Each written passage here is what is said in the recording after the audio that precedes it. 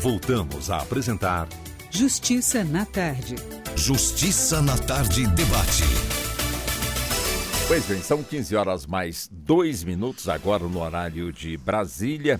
E vamos nós iniciando dentro do nosso programa o debate, como nós já anunciamos na abertura aqui do programa às 14 horas. E juntos nós vamos então até às 5 da tarde.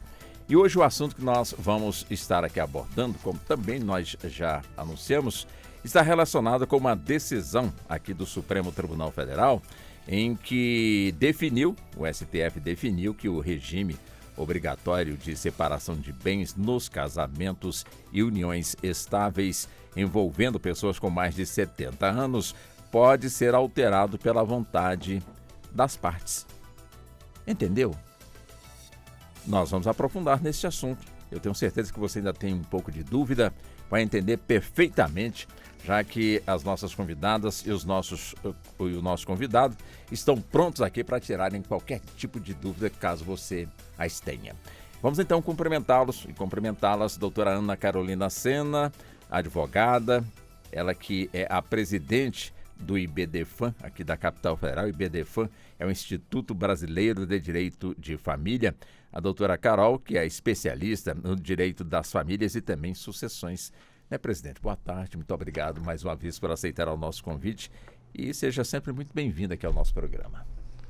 Walter, eu que agradeço mais uma vez, é um privilégio participar dessas tardes de vocês, que são tardes assim instrutivas, tardes muito importantes para a nossa sociedade, muito informativas e, claro, sempre muito agradáveis com essa equipe, com a produção da Ana, né? Vocês sempre fazem uma tarde muito frutífera, com muito conteúdo, mas também muito agradável. Então, quem está ouvindo, quem está aqui participando, é sempre um privilégio e uma honra fazer parte. Obrigada. O prazer é todo nosso.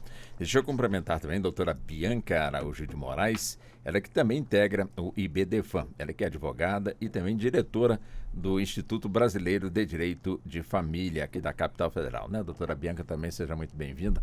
Prazer recebê-la aqui nos estúdios. Muito boa tarde para a senhora. Boa tarde, Walter. Muito obrigada pelo convite.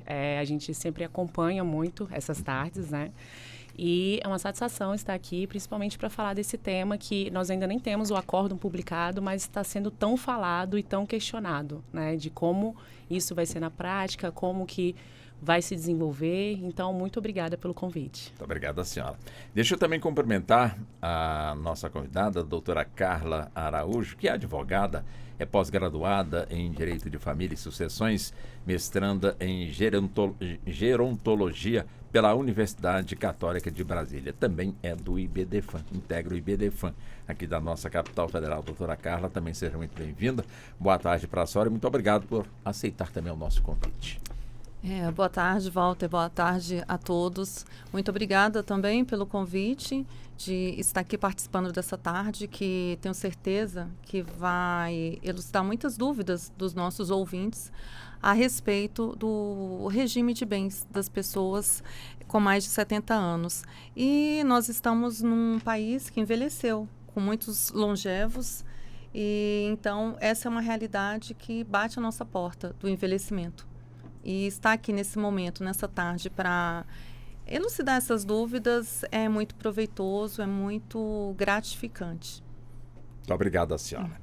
Deixa eu também cumprimentar o presidente do Colégio Notarial do Brasil, a seccional aqui da nossa capital federal, o doutor Geraldo Felipe de Souto Silva, ele que é tabelião e registrador titular aqui no Distrito Federal. Ele que também integra o IBDFAM aqui da nossa capital. Doutor Geraldo, também seja muito bem-vindo, prazer também tê-lo aqui no programa. Muito obrigado também por aceitar o nosso convite.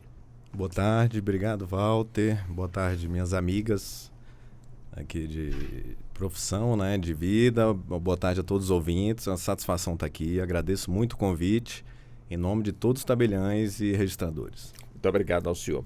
Bom, só para que o nosso ouvinte, de alguma forma, ele, claro, já está sabendo do que nós vamos tratar, mas vamos já direto aqui ao ponto, doutora Carol, como também as demais convidadas, como também ao nosso convidado.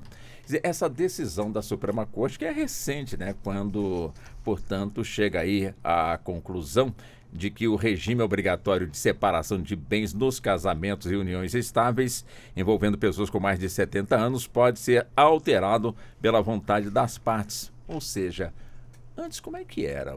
As pessoas com mais de 70, elas eram tuteladas, elas eram, de certa forma, vigiadas, elas, de certa forma, eram controladas. Aí veio o Supremo e desmanchou isso tudo. Isso, Walter, para a gente começar esse tema que a gente vai abrir já várias possibilidades de continuar a nossa conversa para explicar um pouco a questão. Sim. Por que a doutora Bianca e o pessoal, todo mundo aqui falou que é um tema que está sendo muito comentado.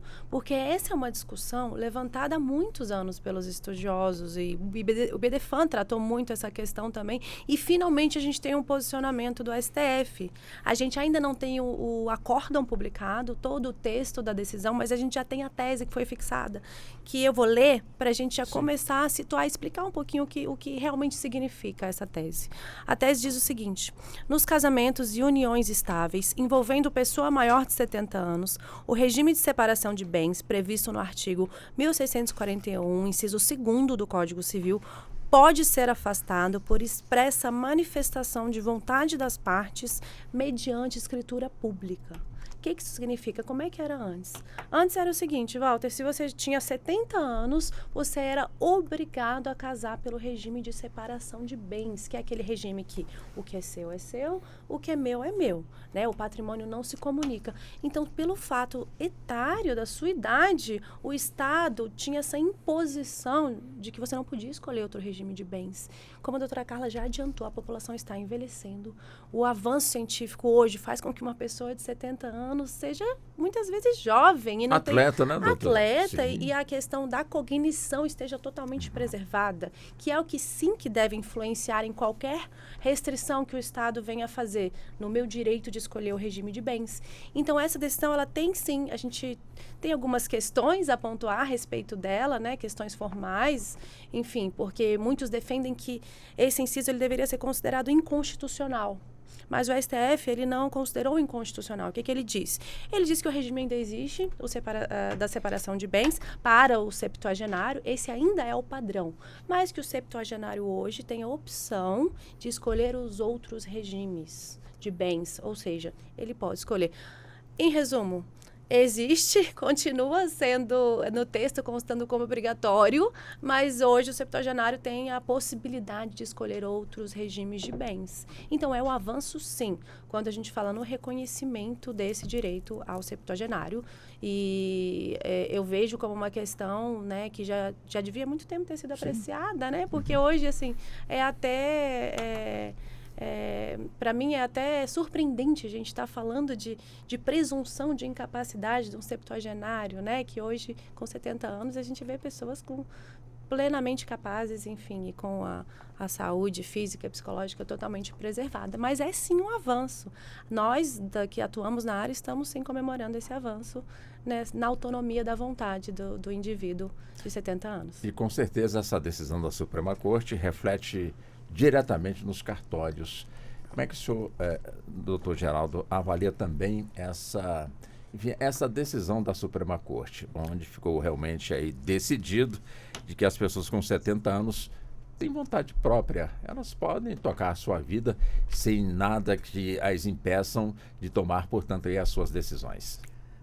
É interessantíssima essa decisão, né, Waldo? Porque essa modulação do Supremo, ela imprime hoje no ordenamento jurídico brasileiro, digamos assim, 2 regimes legais, tá, de bens. Ou seja, aquelas pessoas que se casarem, que tenham até 70 anos de idade, se ela não escolher outro regime, o regime legal dela vai ser o da comunhão parcial de bens.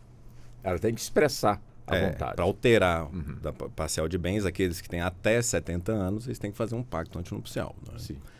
E aquelas pessoas que têm uns 70 anos ou mais, se elas não escolherem outro regime, serão regidas pela separação legal de bens, que se difere da comunhão parcial de bens. Isso é importante também destacar para os ouvintes. Então destaca para nós já agora. Isso, porque no regime da comunhão parcial, presumem-se a comunhão dos aquestos. Aquestos são os bens adquiridos onerosamente durante o casamento. Decifra isso para nós, doutor. Está muito técnico Aquelas aí. pessoas casadas pelo regime da comunhão parcial de bens, né? Aqueles que têm até regime legal, daqueles que tenham até 70 anos de idade. Sim. Se um dos cônjuges adquirir onerosamente um bem, presume-se que é dos dois. Certo. Vai se comunicar aquele bem. Já no regime da separação legal de bens, que se aplica também àqueles que têm mais de 70 anos, né? Que não escolham, hoje em dia, outro regime. Outras pessoas também se aplicam, a gente pode falar mais à frente, inclusive. Não se presume. Então, aqueles bens adquiridos por aquelas pessoas que têm mais de 70 anos, que são casadas pelo regime da separação legal, não se presume. Aqueles bens adquiridos onerosamente por um deles, eles não necessariamente se comunicam.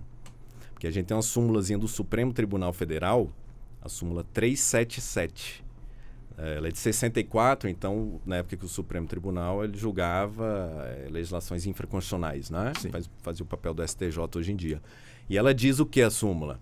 Comunicam-se os bens, no regime da separação legal de bens, que é a separação obrigatória, daqueles que têm mais de 70 anos, comunicam-se os bens. E o STJ consolidou a jurisprudência posteriormente, dizendo, olha, se comunicam se provar o esforço comum. Ou seja, um dos cônjuges adquiriu um bem, aquele, né, casados pelo regime da separação legal de bens, mais de 70 anos. Para que se comunique aquele bem que foi adquirido durante o casamento, o outro cônjuge tem que provar que se esforçou também naquela aquisição. Quando você fala no esforço, também entrou como uma parte? Pode ser não apenas financeiro. Eventualmente, o cônjuge cuida da família, faz esforço voluntário, né? Em conjunto. Ele é amplo, né? O raciocínio é bem amplo. Né? E não se presume. Esse esforço não se presume, interessante dizer. Ele tem que comprovar. Ah, perfeito. E a outra diferença importante para os ouvintes também é que no regime da comunhão parcial de bens, esse cônjuge pode ser herdeiro, se ele concorrer com descendentes sobre os bens particulares do outro cônjuge. Então, no regime da comunhão parcial, se um cônjuge falecer e tiver bens particulares, o outro cônjuge, casado pelo regime da comunhão parcial, vai ser herdeiro. Mesmo depois de 70. Não, aí não, esse é parcial. Se for pela separação legal daqueles maiores de 70 anos, o artigo 1829 do Código fala, não é herdeiro. E essa é a grande questão, inclusive, aqui, né, da defesa do patrimônio. Então, as pessoas por mais de 70 anos se casam pelo regime da separação legal, um não vai ser herdeiro do outro, certo, se ele tiver descendentes. Certo. É bem interessante. Deixa eu... Já eu vou com no caso com a doutora Carla, deixa eu ver com a doutora Bianca, né, doutora Bianca? Quer dizer, é um assunto que, com toda certeza, é fácil as pessoas, quando tenham algum tipo de dúvida, buscarem uma informação correta. Eu quero casar, mas meus filhos estão dizendo que se eu casar... os meus bens vão ser automaticamente repassados também para a pessoa com quem eu vou me casar. Os meus filhos não estão querendo que eu case, porque senão a herança também vai ser dela. Aquela situação que todos nós conhecemos. Como é que é isso? Bom, sempre que qualquer casal, as pessoas queiram constituir essa relação, queiram constituir um casamento ou até mesmo uma união estável, é importante buscar um advogado para poder entender o que o Código Civil traz ali, o que a legislação fala sobre esses regimes. Isso que o doutor Geraldo explicou, ele traduz aqui algo que está escrito no nosso Código Civil, né? Então, temos todas as normas ali em que, na explicação dele, inclusive, ele esclarece a motivação desse regime para o septuagenário, né, o maior de 70 anos, ser a separação obrigatória. Então, é a separação total de bens, e isso era aplicado obrigatoriamente. Certo. E aí é dentro dessa lógica, né, que ele traduz aqui o que está na norma, o que os tribunais decidiram. Então, é muito importante que quando qualquer pessoa quiser construir uma união, ela busque esclarecimentos, porque acontece muito de pessoas, hoje um pouco menos, mas já ouvi histórias de colegas próximos em que chegaram num cartório, queriam casar e acharam bonito a palavra comunhão universal de bens e não entendiam o que aquilo significa, né? A comunhão universal de bens, diferente do que foi explicado, é quando tudo se comunica independente do período em que você constitui aquela relação. Então, se eu tinha algum bem antes de eu construir aquela relação, isso também se comunica, para a gente poder dividir em algum momento em que a gente tiver a nossa separação. Então, esse exemplo eu trago justamente para quando as pessoas quiserem entender melhor. E se não entendeu, é importante falar, não entendi, me explique de novo, porque não é tão simples, mas tem como a gente conseguir traduzir de uma forma que as pessoas façam escolhas corretas. E as escolhas corretas, inclusive, isso está dentro da autonomia da vontade, que é um dos pontos trazidos na decisão do STF. Né? Quando ele afirma, quando os ministros ali, eles trazem o debate de que não pode ser obrigatório esse regime de separação total, eu respeito a autonomia da vontade da pessoa maior de 70 anos. E que, com certeza, a doutora Carla vai poder trazer mais mais aprofundadamente sobre isso, mas entra dentro dessa nuance que no direito nós chamamos de autonomia da vontade das partes. Interessante, né, doutora Carla, que quando a gente fala aqui na União, de uma pessoa acima de 70 anos, vem logo à nossa mente, não sei se é uma autossugestão, de que o par tem que ter mais de 70 anos. Ou seja, uma pessoa de 70 não vai se unir no matrimônio. Quer dizer, é a sugestão, né? A gente já imagina logo que uma pessoa com 70 não vai se unir com uma de 30. Ou que uma pessoa de 30 não vai se unir com uma de 80. A gente sempre pensa que as duas pessoas têm que estar acima dos 70 anos. Só que não é assim, né? Ou seja, a vontade da pessoa, quer dizer, o amor surgiu ali, não importa, portanto, a idade, desde que um tenha acima de 70 anos, enquadra justamente no que nós estamos aqui debatendo, não é isso mesmo? Agora, o fato da outra pessoa ter menos de 70, estar na casa dos 40, dos 30, modificaria alguma coisa nessa legislação ou nesse texto aprovado pelo Supremo Tribunal Federal? Então, Walter, olha só, vamos traçar aqui uma linha do tempo desse Código Civil que nós utilizamos. Esse código ele foi promulgado em 2002. Ele começou a ser pensado em 1969. 1969 ele começou a ser pensado. A tramitação dele começou em 1975. E daí ele foi promulgado em 2001, passou a entrar em vigor em 2002, né? Por causa daquele período que as pessoas da sociedade têm, os juristas têm, para se adequarem à nova lei. Bom, foram 33 anos esse código sendo preparado. Em 1969, quando surgiu, né, a ideia de modificar o código, porque o anterior era de 1916, a pessoa idosa em 1969, ela não é igual à pessoa idosa de hoje, de 2024. Perfeito.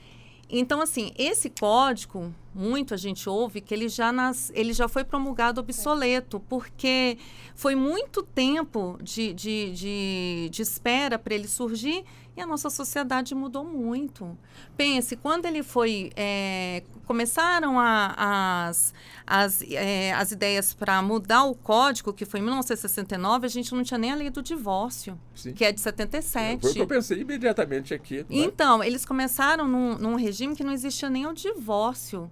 Então, chega o divórcio, a nossa sociedade muda muito, Sim. E aí a gente está agora com uma lei que foi promulgada em 2002, já tem 22 anos, e nós mudamos muito, a sociedade mudou muito. Bom, um idoso hoje, uma pessoa idosa de 70 anos, ela, desde que ela tenha escolhido ter uma vida saudável, ter se alimentado bem, ter feito atividade física e todas essas coisas que a gente sabe que a OMS prega, ela vai chegar aos 70 anos bem, independente, com o raciocínio, com tudo, e ela tem o direito de escolher em qual regime ela quer casar. A gente pode ver, por exemplo, uma figura pública, que é Ana Maria Braga, jornalista como você. Ana Maria Braga tem 74 anos. É justo falar que Ana Maria Braga não pode escolher o regime que ela quer se casar, se ela quiser se casar? O Estado obrigá-la a casar com uma separação obrigatória de bens? Se ela é uma pessoa lúcida, orientada, que trabalha, que ainda produz? Então, quando se fala nesse regime, eles rotularam muito que todas as pessoas idosas precisam da proteção do Estado porque são incapazes. Então, o Estado tem que tomar conta desse patrimônio. E, assim, colocou tipo num lugar comum que todos são iguais e as pessoas não são iguais. Bom, na sua pergunta, você perguntou se uma pessoa tem mais de 70 e a outra tem menos de 70 e querem casar, querem oficializar esse matrimônio. Se uma tem mais de 70, pelo regime atual, antes desse acórdão do STF, teria que ser a separação obrigatória de bens, porque um deles tem mais de 70. Então, agora não. Agora, depois desse julgado, que isso é um avanço para a gente, principalmente eu que milito na causa do idoso. Estou lá terminando, graças a Deus, meu mestrado em gerontologia na Universidade Católica de Brasília. Sou conselheira do Conselho do Idoso do DF já pelo 2º mandato, representando a sociedade civil, representando o IBDFAM. A gente vê, inclusive nos lares de idosos, que as pessoas idosas namoram. Não é porque envelheceu que a sexualidade acabou. Elas namoram. Então, assim... Até nas instituições, né, Carla? Isso, nas ILPIs, existem os namoros. Existe, porque a pessoa envelhece, mas ela continua gostando, amando, sentindo desejo, tudo. E isso a gente está vivenciando, né, hoje, graças a Deus. Interessante, doutora Carol, que quando se debatia essa questão, né, como muito bem explicou a doutora Carol, que sempre no nosso país teve aquele... Eu não digo que venha a ser um preconceito. Tinha sempre aquele ditado de que as pessoas aplicavam o golpe do baú, né? Ou seja, aquele ou aquela ali ganha bem, é rica, deixa eu encostar ali e de repente eu posso me dar bem, né? Muita gente pensava dessa forma. Claro, estamos aqui usando uma maneira chula de expressar, portanto, o pensamento da maioria do nosso povo brasileiro. Enfim, agora, essa questão que ainda hoje muita gente acredita que, e quando vê, portanto, um casal ali se unindo através do matrimônio, então de uma união estável, a gente pensa, de repente ele está querendo dar o golpe do baú, alguma coisa assim nesse sentido. Mas essa lei, uma vez ela já sendo colocada, já de certa forma valendo, isso de alguma maneira tranquiliza a família, que muitas das pessoas que integram a família podem olhar-se meio torto para o pai ou para a mãe que estão contraindo um novo matrimônio com mais de 70, acho que vai influenciar, já até perguntei para a senhora, na herança, alguma coisa nesse sentido. Quer dizer, isso já está desmistificado ou precisa falar muito, conversar bastante, debater bastante, para que a nossa sociedade entenda realmente este avanço? Walter, antes de responder aí, que eu vou trazer bastante polêmica, é um assunto super polêmico, mas você viu esse time de especialistas que estão aqui hoje? O doutor Geraldo quer fazer uma ponderação antes da gente eu não percebi, obrigado, portanto. Obrigado, Carol. Até aproveitando o doutor Carli, e a sua questão agora do golpe do baú. Você vê, Walter, e antes da Carol responder, lógico, como essa objetivação etária ela é injusta. A gente fala 70, 70, 70. Sim. Mas no Código Civil de 1916 tinha uma diferença. O artigo 258 desse Código antigo dizia separação obrigatória as mulheres que se casarem com 50 e os homens com 60. E em 2003, a partir da vigência do novo código, o nosso Código Civil era 60. Em 2010, o inciso 2 do artigo 1841 foi alterado para 70. Então, acho que e aí é da justiça, né? Dessa decisão do Supremo. Porque como é que a gente vai objetivar essa capacidade de escolha, essa autonomia da vontade, né? Dentro da dignidade da pessoa humana. Então, aí eu volto aí para Carol. Eu já começo, assim, trazendo essa polêmica do golpe do baú, Walter falando que, na minha visão, 50, 60, 70, 80, nenhuma idade é capaz de determinar o discernimento. Eu tenho uma colega que o pai dela agora está com 100 anos e plenamente capaz de fazer 100 anos, a Mel. É plenamente capaz de fazer exercício, enfim. Então, eu não vejo como um critério razoável a idade. né? E aí vamos falar agora do tal do golpe do baú. Realmente, a gente tem, quando a gente imagina assim, uma restrição do regime de bens, o que vem à tona? Qual o casal que nos vem à tona? Um senhor casando com uma pessoa mais nova, muitas vezes acontece de ser a própria cuidadora, a gente vê muitas situações assim na prática. E também o contrário, tá, Walter? Eu já recebi uma vez uma senhora septuagenária que ela queria realmente averiguar essa questão sucessória, porque ela queria constituir uma união estável com um moço muito mais jovem. Então, em relação a isso, e sempre quando eu falei sobre essa restrição, essa imposição do regime de bens do septuagenário, a minha opinião é que eu não posso pautar uma restrição do Estado com preconceitos, com achismos, com julgamentos, né? Quando a gente tem um casal que decide se unir, se os dois têm capacidade de escolher o regime de bens e de celebrar essa união, eles têm, como a doutora Bianca falou bem, eles têm autonomia para escolher o regime de bens que eles quiserem. Eu não posso determinar que o interesse, por ser primordialmente financeiro de uma parte, já o outro ser um interesse na juventude da outra parte, enfim, eu não posso determinar que aquela relação vai funcionar daquela forma, eu não posso generalizar as relações constituídas por pessoas com diferenças de idade. Eu, por exemplo, eu atendi uma vez 2 idosos, ele tinha 70 anos e a mulher tinha 68 anos. Foi antes dessa decisão do STF. Nesse caso, você vê, Walter, eles tinham um impedimento legal de escolher o regime de bens.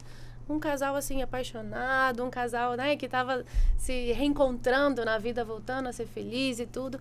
Tinha uma lei que determinava que eles tinham que escolher um regime restritivo, ou seja, a lei dizia o quê? Vocês não têm capacidade de escolher o regime de bens, eu, o Estado, vou escolher por vocês o regime de bens. Então, eu acho que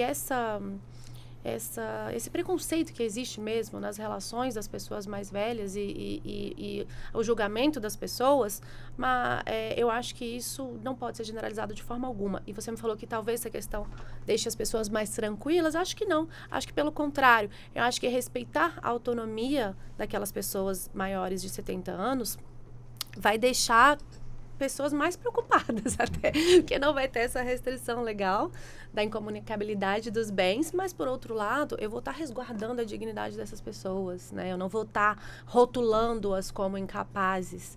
Então, a gente recebe muitos clientes preocupados com os pais, com os avós, o que é plenamente justificado, que eu tenho um envolvimento emocional naquela questão. E muitas vezes, Walter, a gente tem que chegar para a pessoa e falar: tem alguma incapacidade, né? Tem um laudo que me diga que ela não tem para fazer isso, para gastar com aquela pessoa que ela gosta, para viajar, enfim. E simplesmente, muitas vezes, não há o que fazer realmente, porque hoje o septuagenário, em regra, hoje eu posso até dizer, Walter, arriscar que, em regra, ele é plenamente capaz. Né? Então, uma das ideias dessa decisão do STF, uma das possibilidades que foi analisada dos estudiosos foi de aumentar para 80. Mas eu volto a dizer que, para mim, fator de idade não basta para eu falar de capacidade ou não, ou de possibilidade ou não de escolher um regime de bens. Por que uma pessoa isso antes da decisão, né? Por que uma pessoa de 69 anos e 11 meses teria discernimento para escolher qualquer regime que quisesse e uma de 1 ano mais velha teria essa imposição legal? Então, eu acho realmente um critério que já ficou para trás e ultrapassado. Eu espero que essa reforma, porque a gente está vindo num processo de reforma do nosso Código Civil, né? Como já foi bastante falado aqui pelo Geraldo e pela Carla, o nosso Código anterior, ele já nasceu velho, né? Já nasceu ultrapassado em muitos aspectos, mas eu espero que essa reforma tramite rápido e que essa seja uma das questões que vão ser dirimidas para a gente não ter mais essa discussão. Agora, doutor Geraldo, no cartório, né? Quando estão ali as partes, portanto, para celebrarem, portanto, a união estável ou então o casamento. Estamos nos referindo aqui com uma pessoa acima de 70 anos. Já houve algum inconveniente de parente tentar impedir, tentar anular, entrar na justiça, por estar, de certa forma, inconformado com a situação? Por quê? Porque lhe falta, portanto, a informação que nós estamos hoje prestando, né, para que as pessoas entendam perfeitamente sobre o ponto que nós estamos aqui abordando. Isso acontece ou quando chega no cartório já chega tudo pronto, já chega todo mundo com o conhecimento adequado? Como é que é isso? Acho que essa questão de eventual impugnação, né, acho que eventual capacidade, um dos nubentos ou dos companheiros, ela na prática ela vem depois, né? Acho que depois da celebração, que eventualmente se a impugnação desse ato anterior. Mas ela é muito frágil. Mesmo se houver, né, essa eventualidade que é mínima, sim, essa impugnação, ela não fica de pé, porque você tem um procedimento extrajudicial antes do casamento, né? Corre da mesma forma no cartório quando pessoas acima de 70 indicam, portanto, ali a vontade do casamento, ou seja, quando você fala corre a papelada, isso acontece também com as pessoas acima dos 70 anos? Nós temos, inclusive, quanto a isso é importante dizer, uma determinação, uma orientação da Corregedoria Nacional de Justiça que todos os atos notariais registrais praticados por pessoas idosas, o tabelião e o registrador se esmerem também na proteção patrimonial e daquela pessoa. Então, as pessoas idosas já têm uma atenção especial quando vão praticar atos no âmbito extrajudicial, seja registral, seja notarial. E aí é importante, Walter, você falar como é lá no cartório. Sim. Porque para os ouvintes também entenderem como é que eles podem optar agora para casar. No cartório tem aquela clássica frase, fale agora ou cale-se para sempre? Tem também no momento da cerimônia. Não pode mentir, né? Não pode pestanejar. Mas antes do casamento, aqueles que têm 70 anos, né, que desejem se casar e não querem se casar pelo regime da separação legal de bens, e eu digo legal de bens porque ela deixou de ser obrigatória para os maiores de 70 anos, né? Ela só é obrigatória para aqueles que casam com a causa suspensiva de casamento e para aqueles que precisam de suprimento judicial. Mas para os maiores de 70 anos, ela hoje é facultativa. Então, eles têm que ir, essas pessoas se desejam maiores de 70 anos, né, um dos dois, ou os dois maiores de 70 anos, que se desejam se casar por outro regime. Eles precisam lavrar um pacto antinupcial. Então, eles precisam ir até um cartório de notas e lavrar uma escritura de pacto, falando, olha, eu não quero casar pela separação legal de bens. Eu quero casar pela comunhão parcial, separação convencional ou comunhão universal. Eles escolhem na escritura pública de pacto antinupcial. E aí, para a união estável, que é interessante, porque o Supremo Tribunal Federal, ele diz, olha, para optar por outro regime, necessariamente eu preciso da escritura pública. Eu preciso da fé pública do tabelião, dizendo e verificando se aquela pessoa de 70 anos tem a capacidade necessária para decidir. E por quê, Walter? Porque, em regra, para você regular suas relações patrimoniais na união estável, basta um documento particular. Você não precisa de uma escritura pública. Mas aquelas pessoas que têm 70 anos e desejam constituir uma união estável, afastando o regime da separação legal de bens, eles necessariamente também devem, tal qual no casamento, lavrar uma escritura pública escolhendo o seu regime de bens. Então, tanto para aqueles que desejam casar, tanto para as pessoas que desejam formalizar a união estável, tem que ser, para afastar o regime da separação legal de bens, as pessoas maiores de 70 anos, tem que lavrar uma escritura pública. Entendi. Não, entendi. Agora, é interessante nesse aspecto que eu fico aqui imaginando as famílias, né? O pensamento delas, e eu até acho, né, que elas deveriam, antes de qualquer crítica ou algo parecido, conversasse com um advogado, com os senhores e as senhoras, né, para tirar, portanto, qualquer dúvida, doutora Bianca. Quer dizer, essa questão, né, da família, meu Deus do céu, meu pai vai casar de novo e os bens da família também vão compor, já que ele vai casar não com separação de bens, vai ter a vontade de unir a união ali sem qualquer tipo de preocupação. Quer dizer, como é que ficaria essa questão, né? Até pergunto, suponhamos que neste casamento a parte mais mais rica, né? Não vai ser essa palavra aqui, mais rica, venha a falecer. E os bens da pessoa que faleceu, né? Como é que fica essa questão, né? Em relação ao casamento recente, já que uniram comunhão de bens. Como é que fica essa questão? Ela está bem esclarecida também nessa lei, ou nessa questão levantada ou determinada pelo Supremo? Então, o Supremo, quando ele traz essa tese, ele não adentra na questão da herança em si. A herança é separado dessa questão das suas conversas. É que eu estou tentando, eu sei que vocês já falaram bastante, é que eu não compreendi, mas vou chegar lá. Claro. Bom, ele adentra na questão da escolha do regime, que automaticamente se comunica com a herança. Eu não sei se eu consegui, assim, Sim. né? Porque o que ocorre? Quando eu faço uma escolha, quando eu faço, né, eu faço uma união e faço uma escolha do regime, por exemplo, o regime obrigatório, né, que é esse que a gente está falando aqui, a separação total de bens. Eu me caso e eu sou a pessoa que tenho mais de 70 anos, só que eu sou a pessoa que tenho a questão financeira muito mais acima do que o outro que eu escolhi para poder fazer a minha união. A separação total ela é mais simples, né? O meu que é meu é meu, o que é seu é seu. Na separação parcial de bens, por exemplo, em que os bens eles se comunicam na constância naquele período em que a gente teve a união e eles vão se dividir igualmente. Naquela questão em que né, a súmula do STJ ela fala que tem que ter um esforço das partes. Não interessa se financeiro ou não. Isso tem que ser demonstrado. Na legislação, tem a garantia do quinhão dos herdeiros. A palavra que eu não consegui falar. Isso. O quinhão, exatamente. O quinhão, a gente pode traduzir de uma forma um pouco mais simples para tentar ficar mais claro, é a porcentagem, a parte, o pedaço daquele patrimônio da pessoa que os herdeiros têm direito. Então, dentro disso, né, toda família que eventualmente tem algum receio do septuagenário, ele constituir um casamento, ele escolher, eu estou dando esse exemplo do parcial, assim, que eu acho que é mais comum, né, o parcial e o total.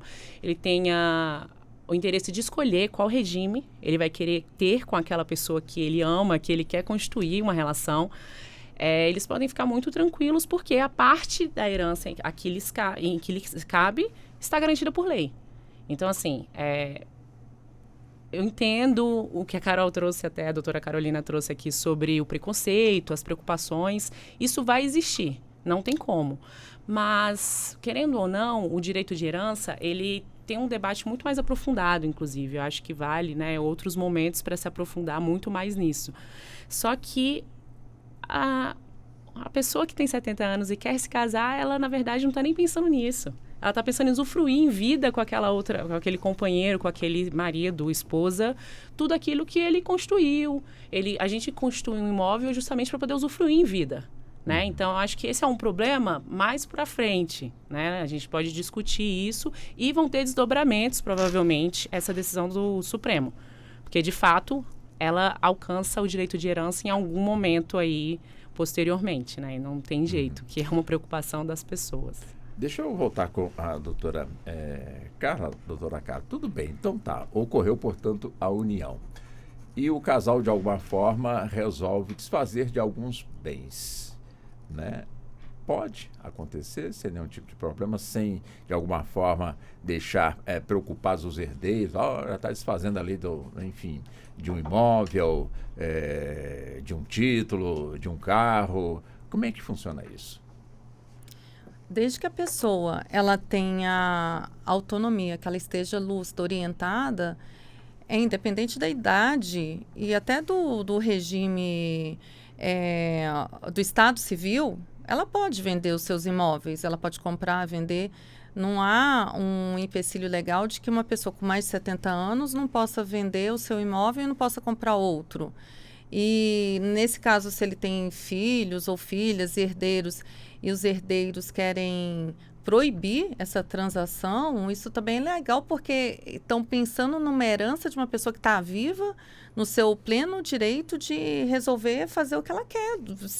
Assim, ela tem que preservar os 50% da legítima. Ela pode pegar tudo e doar para uma instituição de caridade, mas ela tem que reservar os 50% da legítima, que são dos herdeiros, que a nossa lei estabelece. Né? E se a gente pegar o direito comparado, nos outros países é bem diferente. Aqui que a gente tem no Brasil essa coisa assim, enraizado, de que tem direito à herança, que precisa da herança, que, como a doutora Bianca falou, nos outros países, essa questão da herança é bem diferente. Bem diferente mesmo, assim, merece até um programa especial sobre esse direito comparado.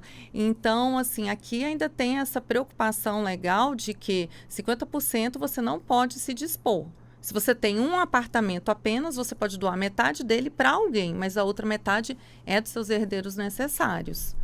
tá? Agora, como eu falei anteriormente, se a pessoa está lúcida, orientada, capaz, ela pode fazer qualquer transação imobiliária. Está aqui o doutor Geraldo, que melhor pode nos explicar isso daí, né, de dentro do cartório, que a pessoa não tem um limite. Assim, ela tem 80, então ela não pode mais vender, ela não pode mais comprar, morre com o que tem. Não, ela pode, desde que ela esteja lúcida, né? Ela não pode pegar uma pessoa também que está com demência, com Alzheimer, e querer que ela faça transações, né, imobiliárias, bancárias, isso. Antes de voltar para o doutor Geraldo, doutora Carol, ainda nessa mesma linha de raciocínio, é bom a gente aprofundar cada vez mais. Então tá, vamos ver se eu compreendi agora.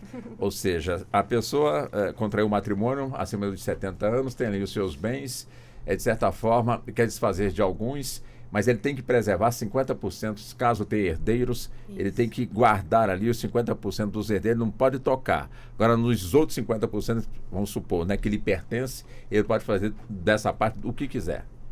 50% ele pode deixar para a igreja, como acontece muito, né, Geraldo? Ele pode realmente fazer, né, por testamento, acontece muito, eu até estava conversando outro dia com o Geraldo, mas ele não pode também, e aí o doutor Geraldo lida com isso diariamente e vai poder falar mais ainda sobre o tema, mas ele não pode também pegar privilegiar um dos herdeiros acima desses 50%. Vamos supor que ele tenha 2 filhos, né? Ambos são herdeiros necessários e ele quer privilegiar um dos 2 e aí ele não pode, por exemplo, se ele tem 2 imóveis, ele não pode doar em vida, por exemplo, para um dos filhos só, né? Ele só os 50% disponíveis. Ele pode sim, por exemplo, fazer um testamento falando 50% da minha parte disponível eu quero que vá para um só filho, que eu gosto mais, eu quero que vá para esse filho então que necessita mais, enfim. Isso é um ponto que eu queria colocar da questão do adiantamento da legítima que a gente chama, porque eventualmente se for averiguado que essas doações ou essas transições, operações que foram feitas ultrapassaram esse 50% da legítima, isso pode ser levantado no momento da sucessão e isso ser recalculado para saber se atingiu a legítima e até quando atingiu a legítima e daí então para recalcular a herança, tá? Isso pode ser levantado pelos herdeiros após o falecimento. Mas um outro ponto que eu queria colocar, que me chamou a atenção, a fala da doutora Carla, que vamos supor que eu sou idoso, eu tenho um imóvel só e eu tô com dívida, ou então eu quero vender e viajar o mundo inteiro, é o meu sonho. Pode. Né? Nesse caso, ele não tem que guardar metade do apartamento dele pensando numa eventual sucessão que ainda nem ocorreu. Porque aquela herança ainda não existe, ela só vai existir no momento do falecimento. Quando a gente faz um testamento, a gente está falando de uma situação futura. Né? O testamento, inclusive, ele vai, no momento da sucessão, que ele vai produzir aqueles efeitos. Então, se eu falar hoje que uma pessoa tem vontade de torrar o dinheiro dela viajando por aí, ela pode sim, não tem essa, e a gente recebe muito cliente assim, né? Não, meu pai tá gastando tudo, tá viajando. Se a pessoa estiver plenamente capaz, não há o que fazer, porque ele pode fazer sim. O que ele não pode é privilegiar um herdeiro em detrimento do outro, ou no caso, cônjuge, companheiro, de forma a atingir essa parte da legítima, mas vender ele pode sim. Vender ele pode sim, porque ainda não existe essa herança. Né? Quando eu falo de não atingir os 50%, no momento da sucessão, ele doou, ele vendeu, e aí a gente tem alguns casos específicos que realmente isso daria um programa bem grande, né? A gente tem alguns casos específicos que algumas coisas feitas para um dos filhos, por exemplo, pode ser considerada adiantamento de legítima, como, por exemplo, já foi reconhecido um curso no exterior caríssimo, já foi considerado pela jurisprudência como adiantamento de legítima. Então, assim, esses 2 pontos que eu queria colocar, que o Geraldo vai conseguir deslanchar bastante, que é essa questão da possibilidade que qualquer pessoa tem hoje de gastar o dinheiro, claro, se estiver plenamente capaz, porque se não tiver, aí a gente pode tomar as medidas judiciais cabíveis, né, para preservar. Mas se ele estiver plenamente capaz e ele quiser gastar o patrimônio que ele constituiu durante a vida, ele pode gastar. O que ele não pode é prejudicar um dos herdeiros acima dos 50% que ele tem disponíveis, passando para o outro ou para eventual cônjuge ou companheiro. Doutor Geraldo, então vamos lá, né? Walter, posso Sim, só sim. passar a bola para o Geraldo? Vamos Mais lá. uma coisa que... essa decisão do STF, Walter, ela trouxe muitas perguntas para a gente também que lida. Primeiro, porque ainda não temos um acordo, e depois porque isso modifica muitas coisas. E uma delas, que eu já vou passar a bola para o Geraldo, é justamente a questão sucessória. Como ele já adiantou para a gente, hoje, no regime de separação obrigatória, que era obrigado a seguir o septuagenário, o cônjuge ou companheiro, ele não é herdeiro nesse regime. A partir do momento que ele pode trocar o regime, e isso ele já pode fazer também, eu já tive cliente consultando a respeito disso, muda totalmente a situação. Porque ele, se ele troca para outro regime, necessariamente, por exemplo, o da comunhão parcial, ele se torna herdeiro. O cônjuge se torna herdeiro. Então, isso modifica muito essa questão, justamente. E aí o Geraldo vai poder deslanchar mais ainda sobre isso. E aí eu já te faço uma pergunta, Geraldo, que eu pensei aqui agora. E eu posso escolher o regime da separação convencional, porque aí também vai ter efeitos sucessórios diferentes dos efeitos da separação legal, o septuagenário? Tá com o senhor, doutor Geraldo. Legal. Carol já abrangeu bastante a temática. E antes de responder, Carol, essa pergunta, é interessante dizer, Walter, que são duas faces da mesma moeda. Porque quando você fala em proteção da legítima dos herdeiros necessários, você fala da proteção do casamento, do patrimonial daquelas pessoas que têm 70 anos, a gente está falando de uma ação do Estado brasileiro para proteger o patrimônio de determinadas pessoas. Então, realmente, nós temos um sistema jurídico aqui bem protecionista, né? Ele limita, por uma parte, a autonomia da vontade das pessoas, mas, por outro lado, com a motivação de proteção patrimonial. Lógico que a doutora Carla bem falou na primeira fala dela, dos 70 anos, outrora, eventualmente, era necessária essa proteção das pessoas, até porque, se a gente for ver no Código de 1916, eventualmente uma pessoa, eventualmente até uma mulher que não podia nem estudar nessa época, imagina. Sim, Não tinha conhecimento, né? isso. Sim. Hoje não. Hoje o mundo mudou, realmente não cabe mais. Mas é justamente esse o papel, né, do Poder Judiciário. Ele representa enquanto o nosso Poder Legislativo realmente tem uma dificuldade maior em face dos debates, né, de questões polêmicas, o Judiciário ele tem que realmente acompanhar a sociedade, porque se o direito não acompanhar a sociedade vai desprezar o direito. E as uniões vão continuar, né? Então é interessante destacar isso. Faz parte de uma proteção do Estado brasileiro também, né? Quando a gente fala da legítima dos herdeiros necessários, Carol foi perfeita. A pessoa pode usufruir em vida, pode adquirir bens, pode vender bens. Ele não pode doar mais de 50% do patrimônio ou dispor em testamento mais de 50% do patrimônio. Aquele que tem herdeiros necessários. Sim. Ascendentes, descendentes e cônjuges, né? Então, as pessoas que têm ascendentes, falecem, né? Com ascendentes, descendentes e cônjuges, eles são herdeiros necessários, a eles caberá 50% do patrimônio, né? Então, há realmente essa restrição na doação. E se a pessoa doar em vida, a pessoa tem mais de 70 anos ou menos de 70 anos, doa mais de 50%, os herdeiros necessários podem ajuizar uma ação para reduzir essa doação até o limite que ele poderia ter doado. Tá? É interessante dizer isso e, como a Carol muito bem disse, se dispõe em testamento, pode decotar também, vai reduzir essas disposições testamentárias, segundo as regras do Código, até atingir a legítima dos herdeiros necessários.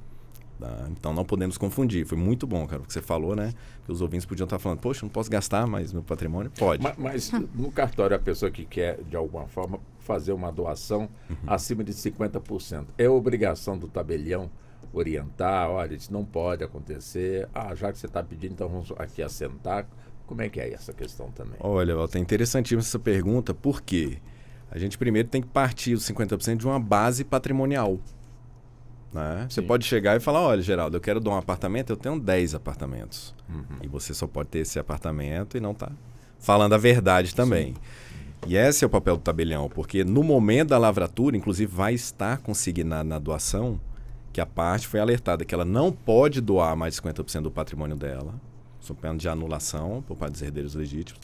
E ela também não pode fazer uma doação universal, que ninguém pode doar tudo que tem. É interessante falar isso também. É vedado expressamente pelo Código Civil Brasileiro.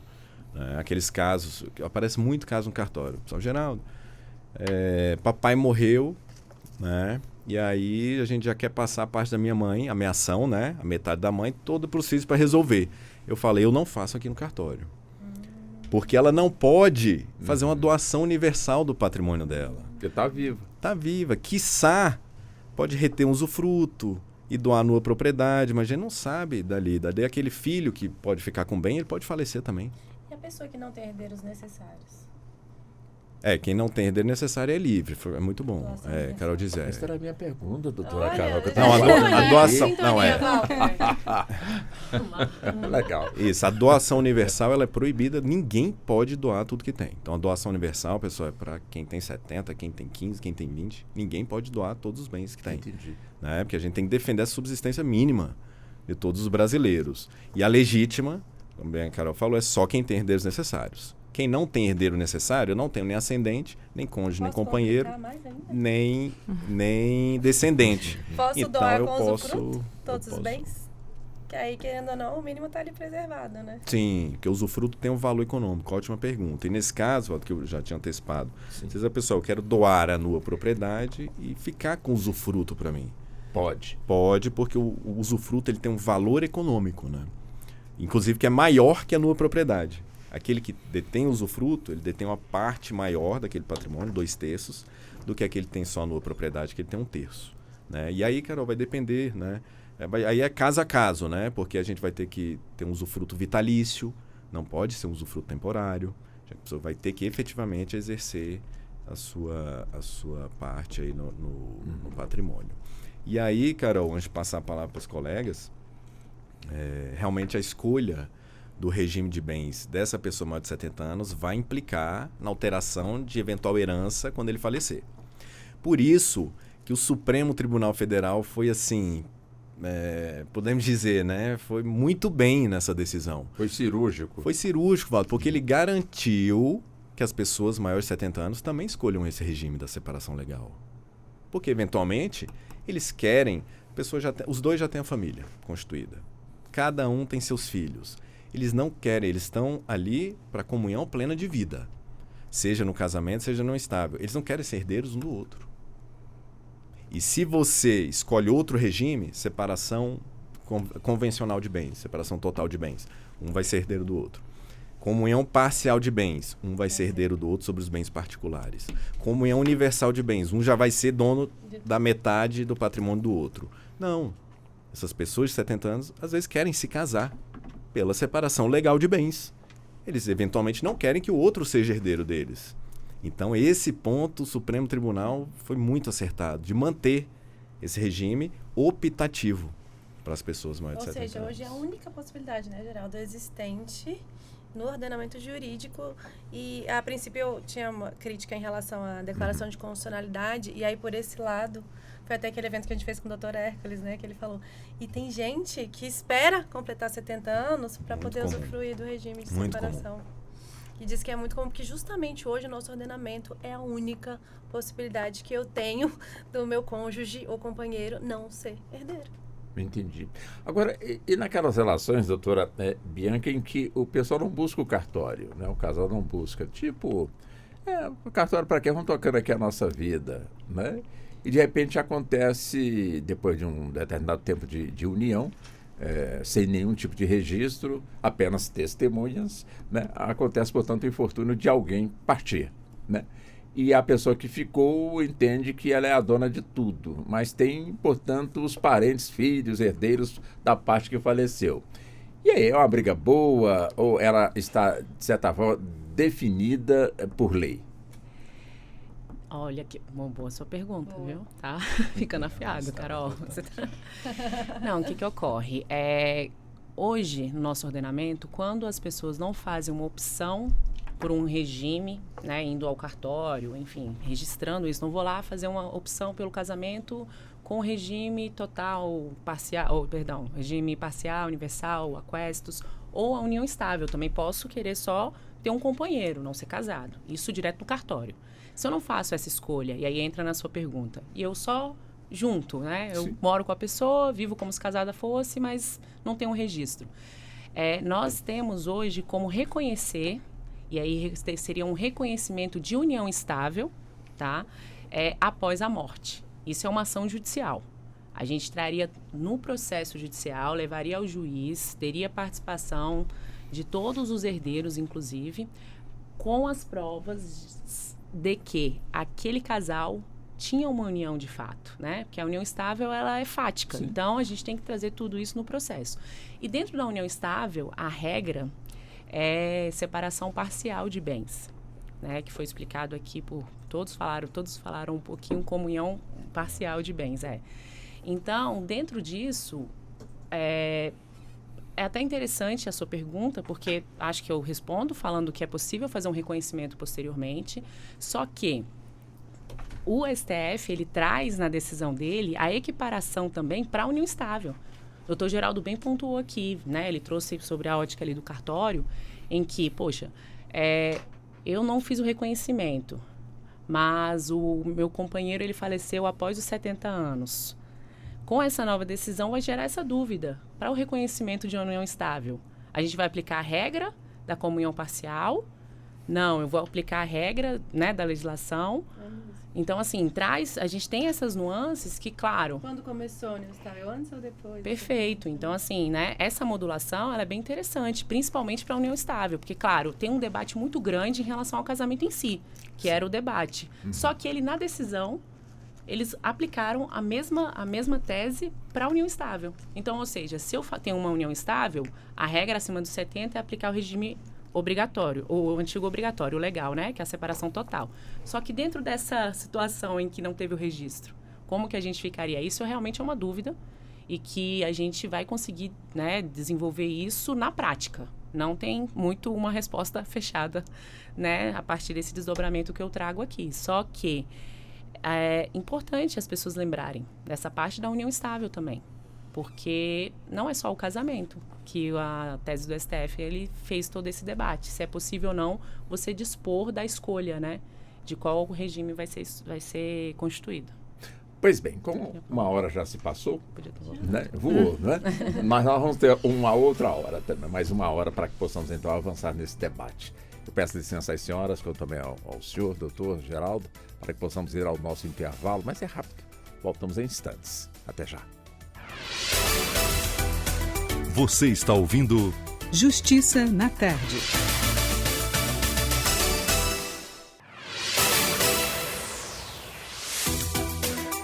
Voltamos a apresentar Justiça na Tarde.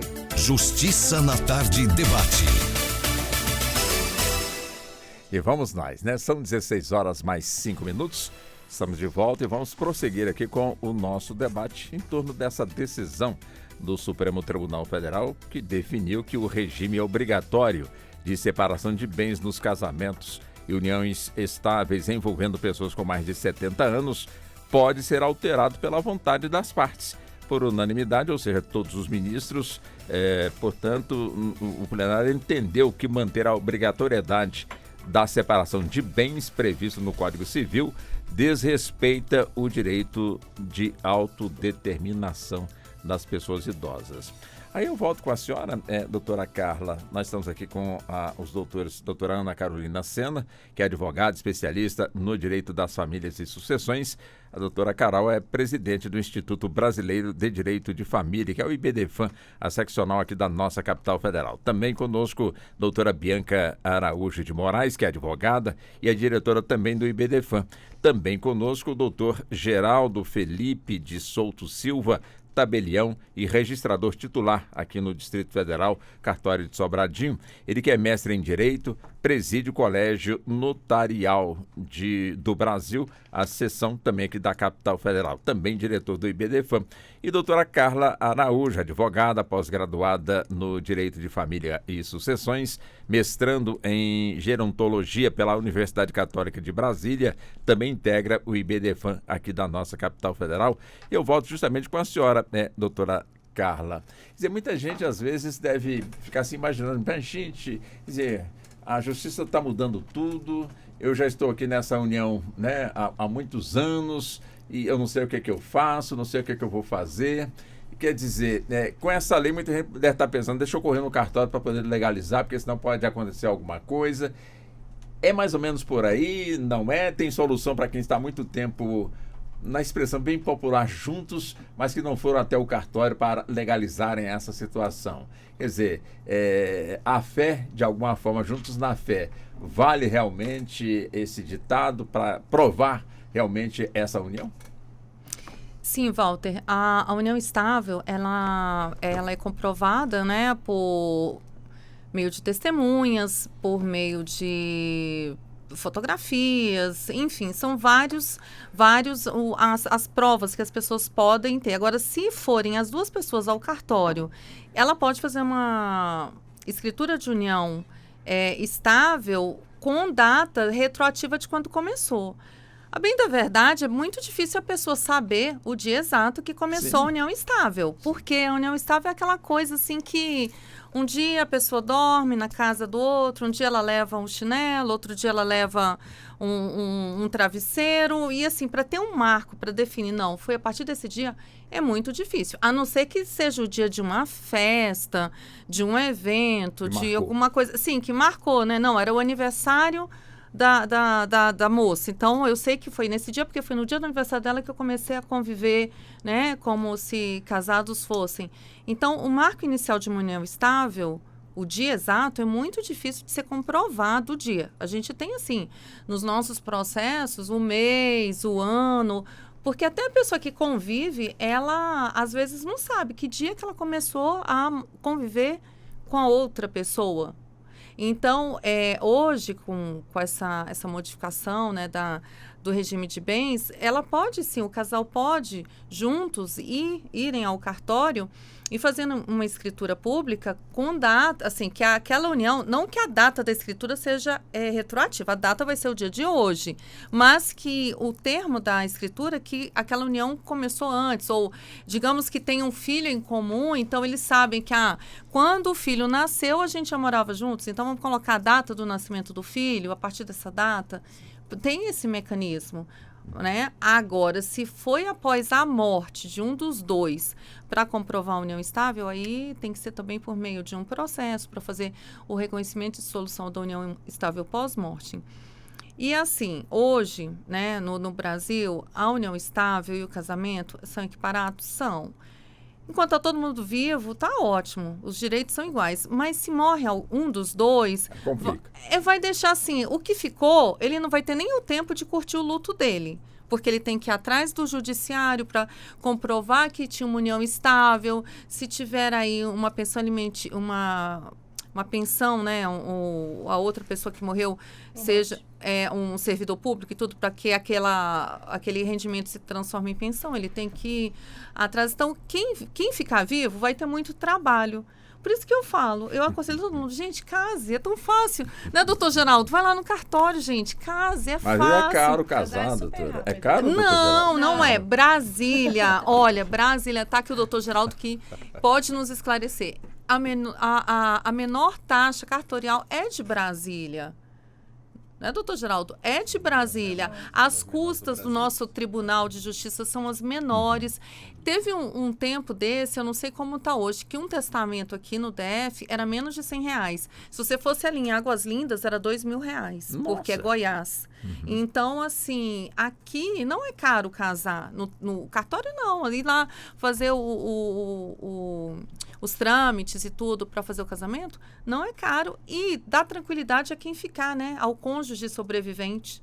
Porque o que morreu, né, foi em paz. Agora o que ficou vai ter tanto trabalho. Tanta dor de cabeça, tanto, né, e ter que ir para um judiciário, né, levar esse processo para um juiz que não te conhece, que não sabe quem é você, o promotor para falar, não, olha, a gente viveu desde daquele dia até a morte, e tem testemunha, e tem isso. E esse assunto não se resolve no cartório, tem que ser na justiça. Sim. Se foi uma união estável para pós-morte, é por meio da justiça. Se está todo mundo vivo, é no cartório. Falando assim uma linguagem bem prática para os nossos ouvintes entenderem, você que está em casa aí, gente, que está morando com seu companheiro, com a sua companheira, vá ao cartório, deixe passar aí a Páscoa, né? Depois do domingo da Páscoa, vá ao cartório, faça esse reconhecimento da união de vocês e depois, futuramente, se acabar, né, espero que não, aquela escritura também perdeu o valor. tá? Então, assim, não é nada assim eterno, né? E como dizia Vinícius de Moraes, eterno enquanto dure. Vamos ser felizes e vamos viver de uma forma assim, simples e tranquila para não deixar depois os problemas para quem ficou sobrevivente, né, da relação. Doutor Geraldo. Interessante, né? O doutor Carlos levantou a questão da união estável. Pode continuar aqui, da união estável, que a união estável ela é interessantíssima, né? Com várias nuances. A gente tem para comprovar hoje, interessante, um procedimento novo. Comprovar a data do início ou fim da união estável, que é a certificação eletrônica de união estável. Esse procedimento é feito nos cartórios de registro civil das pessoas naturais. Tá? A regulamentação dessa certificação eletrônica da data de início ou não, esse procedimento, o oficial de registro civil, eu também sou oficial de registro civil, né, aqui no DF, ele vai abrir um procedimento, ouvir testemunhas, juntar a prova documental para efetivamente certificar a data de início ou fim, né, em vida desse pessoal, né, que está convivendo em união estável. União estável que é um fato, né, muito comum no nosso Brasil. E, eventualmente, em escrituras públicas, como a doutora Carla, a pessoa se dirige ao cartório e fala, olha, convívio desde tal data, né? Sendo que, se houver uma escolha de bens, Walter, é interessante dizer, neste momento, ela não vai retroagir o início da união estável. Tá? Então, aquele casal que vai ao cartório faz um instrumento particular de reconhecimento de união estável e escolhe ali um regime da separação total, comunhão universal, um regime diferente da comunhão parcial, ele é dali para frente. Ele não retroage esse regime. Tá? E lembrando, novamente, que as pessoas que têm 70 anos ou mais, que queiram afastar o regime da separação legal, não podem fazer aquela escritura particular de união estável. Agora, quanto à união estável, eu queria dizer aquelas pessoas que convivem.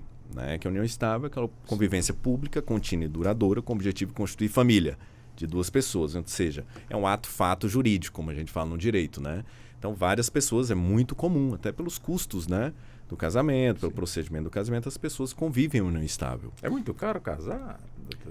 Assim, geralmente não é um valor muito caro. Aqui no DF o valor é bem em conta e, inclusive, nem incide o fundo, né? Aquele fundo de compensação dos atos, nem tem nem essa incidência aqui para ficar realmente barato o casamento. Inclusive, com a recente modificação da Lei 6.015, inclusive, foi simplificado o casamento, né? A gente tem proclama de até 5 dias. Então, a dispensa realmente é rápido e barato. É complicado.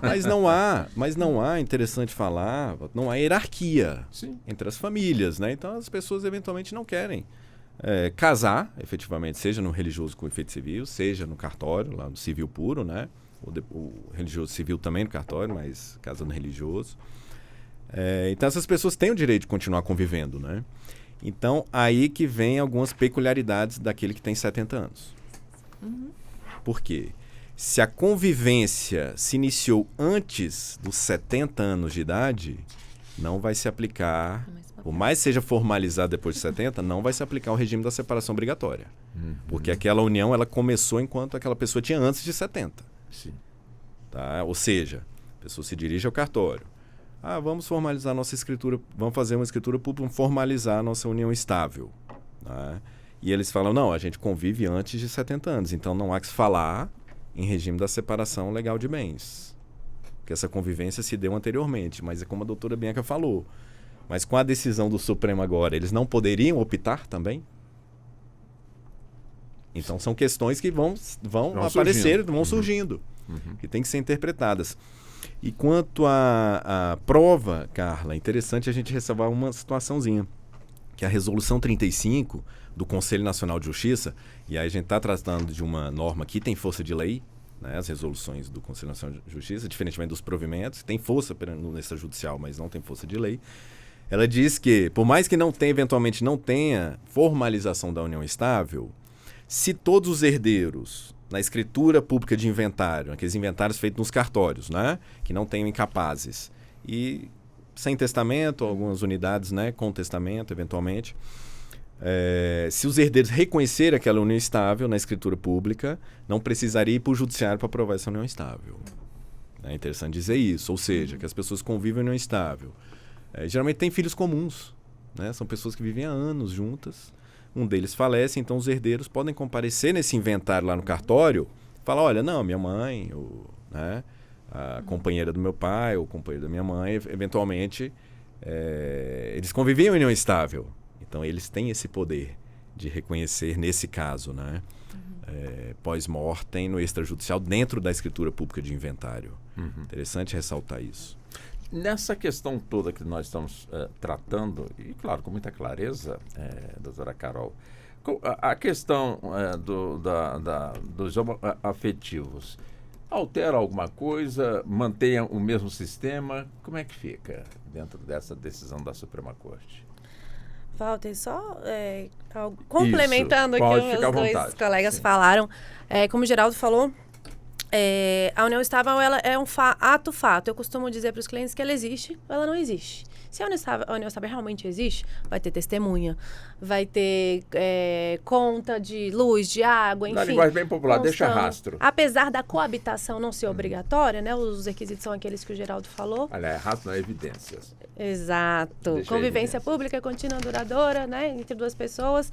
A coabitação não é obrigatória. Morar junto não é obrigatório. Mas se a união estável existe, é o que eu falo para os clientes, vai ter testemunha, vai ter algum documento em comum, aquele esforço comum, aquela divisão do cotidiano, da vida, vai ter prova, a gente vai ter como provar. E esse procedimento que o Geraldo comentou, da certificação, é muito importante, que dá mais segurança à união estável, porque realmente, como a Carla falou, quando um dos dois falece, às vezes tem que ir ao judiciário, por exemplo, para pleitear uma pensão por morte. A gente já trabalhou, né, Bia, com o servidor público, a doutora Bianca fazia muito esse procedimento, e muitas vezes na esfera administrativa é negado, porque a pessoa não tem elementos suficientes probatórios na união estável. Porque como ela é fato, até aquela escritura que ela fez no cartório pode ser contestada. A gente teve lá no escritório um caso que a gente pleiteou o reconhecimento de uma união estável de um casal que já tinha sido casado no passado, e eles, no momento da audiência, a juíza pediu uma audiência, porque o que acontece? Existem fraudes cometidas com uniões estáveis que não existem, justamente para pleitear benefícios, como pensão por morte. Sim. Tem gente que faz para plano de saúde, enfim, os mais diversos benefícios. E nesse caso em específico, uma das partes, ela já tinha idade bastante avançada, a outra não tanto, e houve aquela desconfiança da juíza, então ela designou uma audiência, pediu para levar testemunhas e tudo, e a gente conversando, eu falei, testemunha, não tenho testemunha, doutora. Não, mas tem algum documento que vocês dividem a vida, enfim. Eles já tinham filhos em comum, tá? Não tinha nada. No fim das contas, ficou muito claro na audiência que aquela união estável não existia, que aquilo tinha sido um procedimento feito justamente para obter benefícios. Então, eu lembro que a juíza, no momento, até falou que queria chamar a união para o processo, para averiguar, enfim, que era melhor eles desistirem do pleito. Então, existe essa diferença na questão da segurança, sim, da união estável e do casamento. Mas é fato que muitas pessoas não querem se casar. Pelos mais diversos motivos. Sim. Existem sim diferenças. A vontade da pessoa. E eu pontuo aqui como a principal diferença essa questão dos efeitos.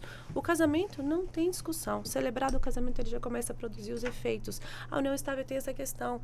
Aquele documento que eu faço no cartório, que é um elemento probatório, agora muito mais seguro, com a certificação, mas ele pode alertar, constar uma situação já há 10, 20, 30 anos de união estável, né?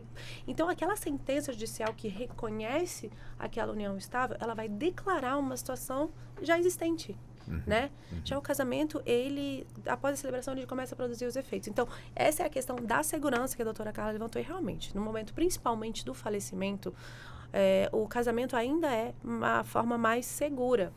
Mas é fato que, por mais variados motivos, a gente tem muitas uniões estáveis no Brasil, inclusive as uniões estáveis homoafetivas, né, que hoje elas têm total reconhecimento, inclusive Sim. Os casais homoafetivos, eles podem se casar, né, isso é um tema que até eu já, na época que o STF reconheceu o direito à união estável, né, fazendo uma interpretação da constitucionalização do direito civil, né, de onde constava como homem e mulher, que seria um rol exemplificativo, e claro, todos os princípios da dignidade da pessoa humana, do princípio da igualdade. Então, foi uma interpretação do STF da união estável, e logo depois veio também o direito ao casamento. Então, hoje, tudo que a gente fala aqui, quando a gente fala em casamento, quando a gente fala em união estável, abarca também as entidades familiares compostas por casais homoafetivos também.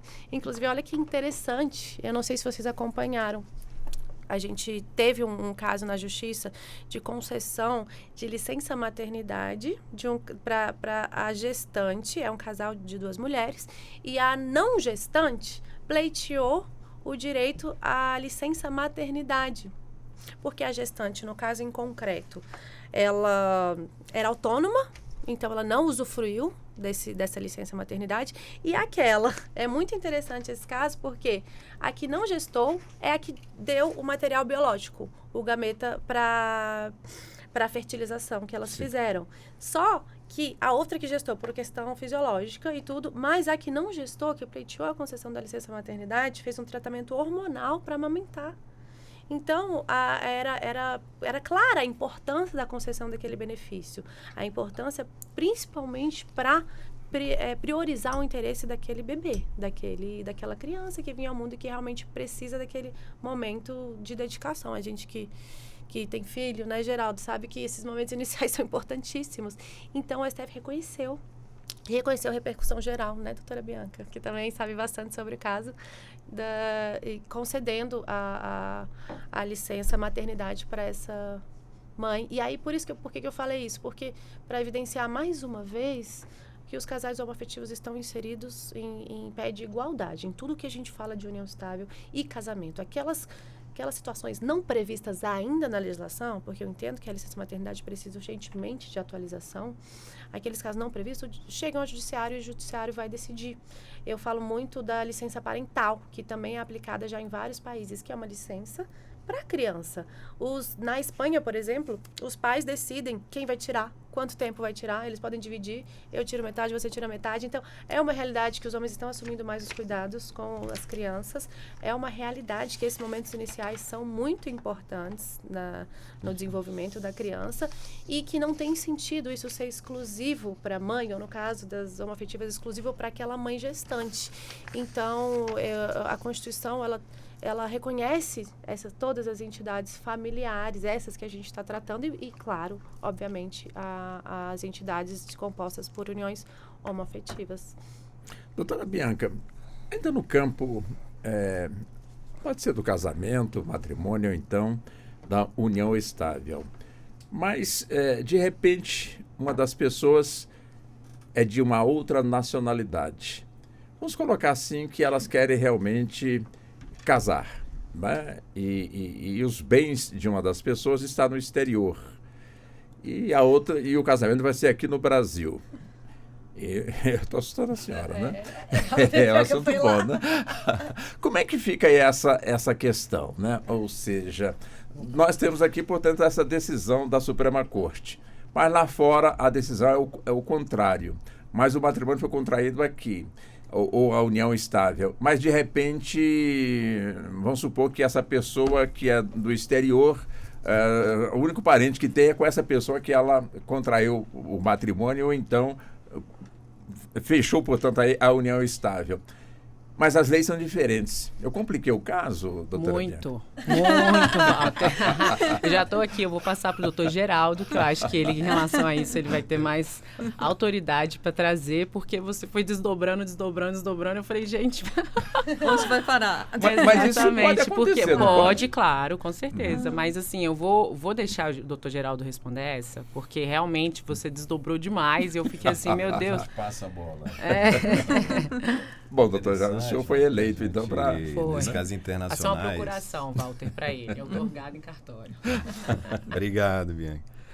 Obrigado. Nessas situações é interessante, porque toda vez que a gente fala em direito internacional privado, a gente tem a lei de introdução às normas do direito brasileiro, né? Na época que a gente estudou na faculdade, não era lei, era lei de introdução ao Código Civil Brasileiro, que posteriormente foi transformada na lei, né, de introdução às normas do direito brasileiro. E lá diz que a regulação desse regime matrimonial vai obedecer à lei do domicílio dos cônjuges.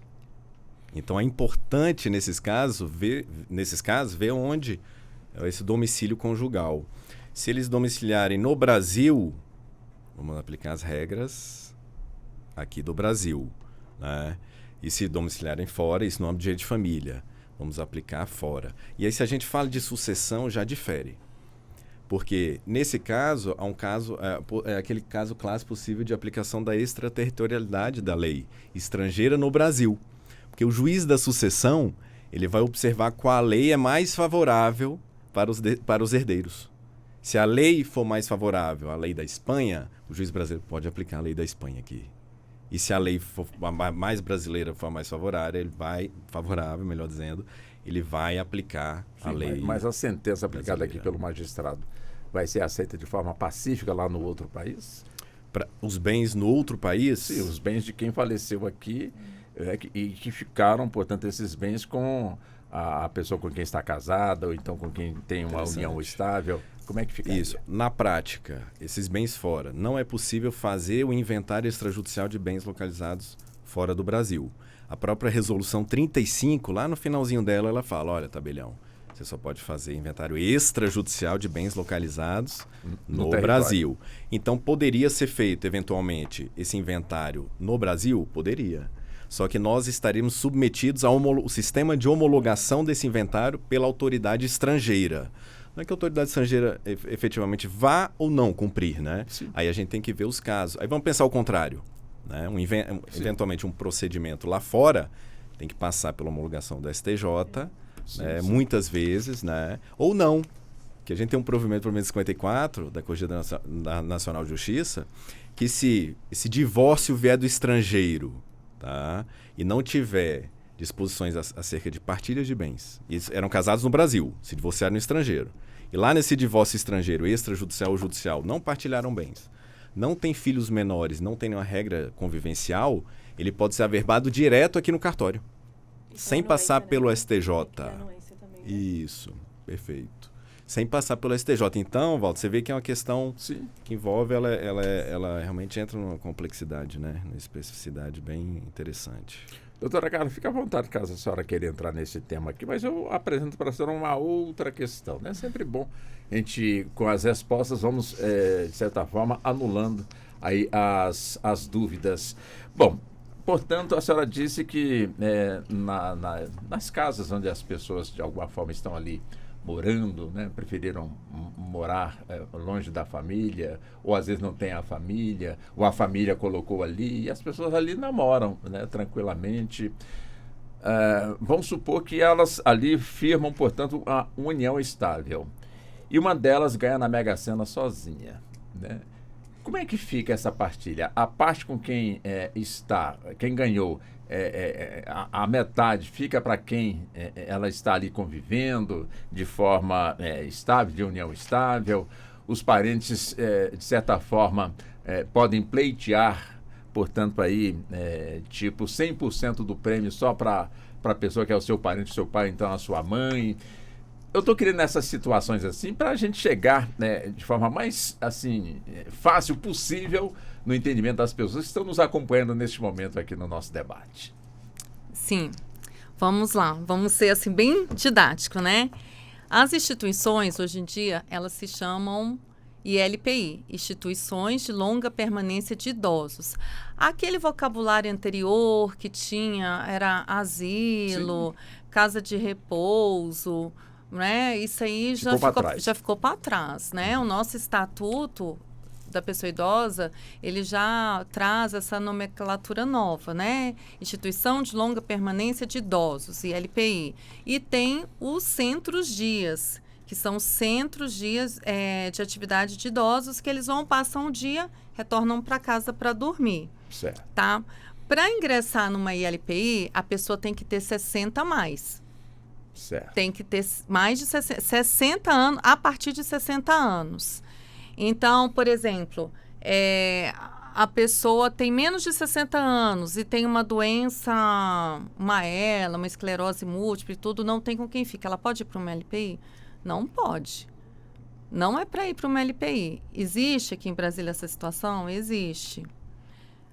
É de conhecimento do Ministério Público e tudo, são casos isolados, porque aí não tem familiar, não tem mais ninguém, está lá na LPI, a gente vai fiscalizar, se depara com uma situação dessa, a primeira pergunta que a gente vê pergunta, o Ministério Público tem conhecimento? Tem, então Vamos em frente. Bom, então se é uma pessoa com mais de 60 anos que está morando numa LPI e ela começa a namorar com alguém lá da LPI, começa a ter um relacionamento e ganhou na Mega Sena, se ela está lá convivendo, né, tendo esse namoro, e ela tem menos de 70 anos, ela não entra na obrigatoriedade do regime de separação de bens.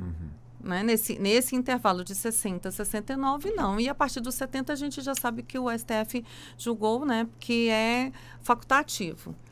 Bom, se ele não tem herdeiros necessários, na hora de partilhar esse valor... Primeiro, quando ele ganhou, é dele.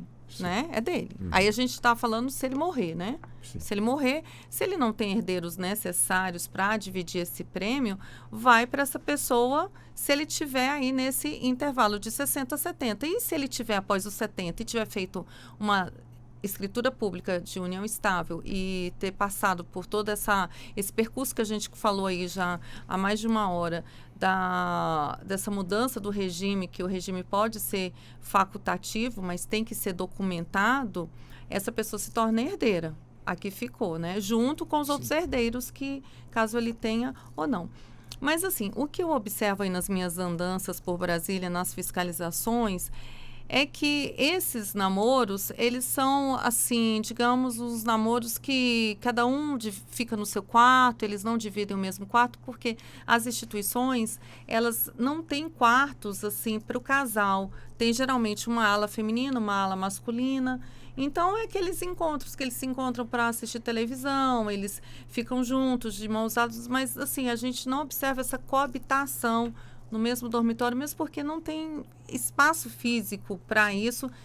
Eu estou te falando das instituições que eu já entrei, né? Apesar que aqui em Brasília eu ando de Braslândia a Arapuanga, né? Então, é assim, a gente fiscaliza bastante, mas não tem essa coabitação. Teve no passado, no Lar Maria de Madalena, tinha até as casinhas que estão lá desativadas, que quem morava, né, que quem era casado ia para lá ou que começava o relacionamento lá, tinha uma casinha para ficar, né? Só que agora está desativado, porque foram morrendo, os casais foram morrendo, e aí não está mais sendo utilizado, que é no Lar Maria de Madalena. Lá eu vi, fiquei sabendo, até perguntei onde é que era que eles ficavam, eram nessas casinhas.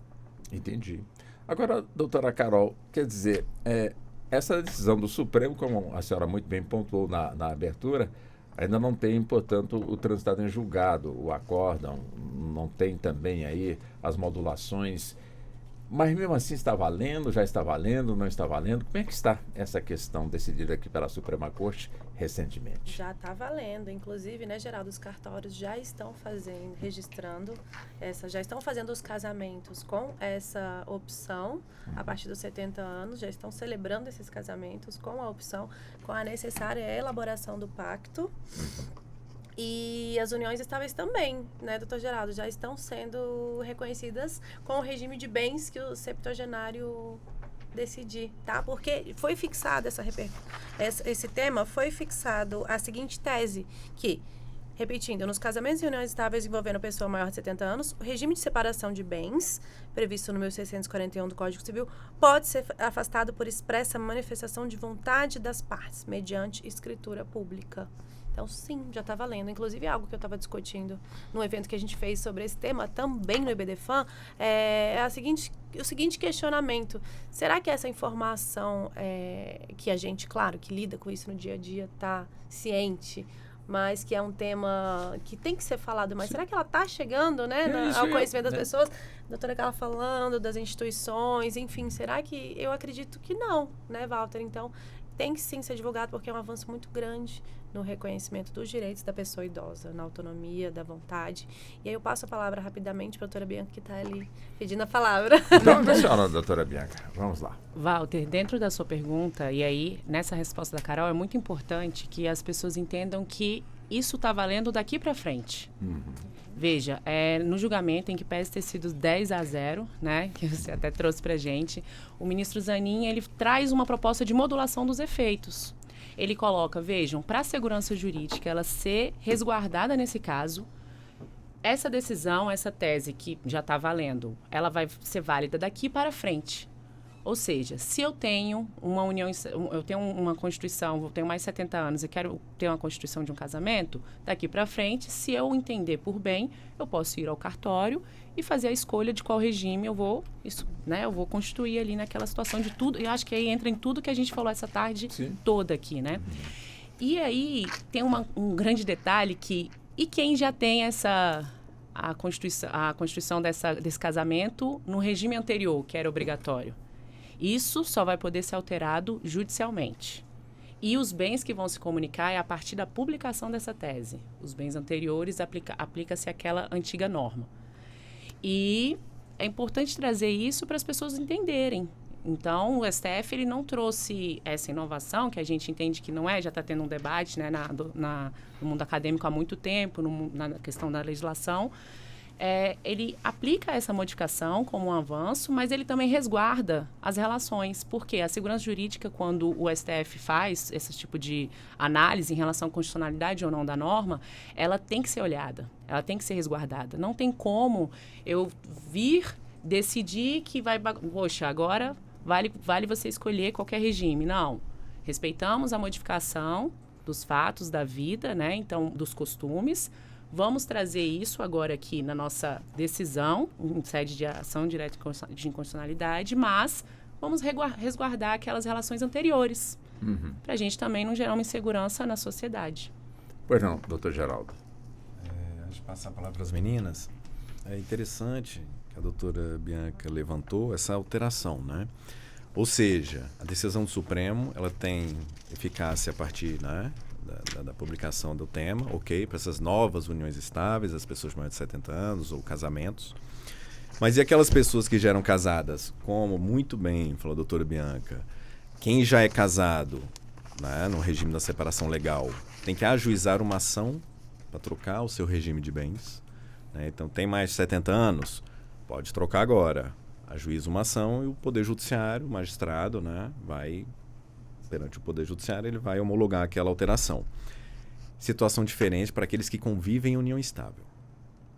Aquelas pessoas que convivem em união estável com mais de 70 anos, né, que formalizaram suas uniões estáveis com mais de 70 anos, ou seja, pelo regime da separação legal de bens, eles podem alterar, só que eles não precisam ir ao Poder Judiciário. Ou seja, aquelas pessoas que estão com sua escritura pública, que lavraram depois de 70 anos de idade, dizendo lá, olha, seu regime da separação legal de bens, ou mesmo particular, já seu contratinho particular com mais de 70 anos, que tem lá escrito que é para separação legal de bens. Eles podem ir diretamente no cartório de registro civil das pessoas naturais e nesse cartório de registro civil das pessoas naturais requerer alteração do seu regime de bens. E aí é importante dizer, Walter, necessariamente eu preciso ou não do advogado no cartório de registro civil para alterar o regime, quem convive não estável? Aí aquela resposta, né? Depende. Tudo depende do direito. Sim. Em regra, não precisa, tá? Mas em algumas situações é necessária a participação do advogado. Primeira delas, se houver partilha de bens. Porque nesse momento da alteração de regime, é muito comum o casal falar, não, então vamos partilhar os bens adquiridos até aqui, sepultando qualquer dúvida para trás e começamos aqui para frente uma nova vida, com esse patrimônio partilhado. Se eles resolverem partilhar, quem convive no estável, vão lá no cartório, mas precisa do advogado. Ou se aqueles que convivem no estável forem no cartório alterar o regime de bens, de registro civil de pessoas naturais, algum deles tiver uma certidão positiva, civil, fazendária, trabalhista, de protesto. Ou seja, se ele tiver algum apontamento positivo, essa alteração precisa ser também visada por um advogado. É interessante dizer isso. E essa regulação não está no Código Civil. Ela está a partir do artigo 547 do provimento 149, que é o Código Nacional que regulamenta a atividade extrajudicial no Brasil, da Corregedoria Nacional de Justiça. Realmente é bem enroladinho assim, mas dá para a gente entender a importância, né, da situação, né?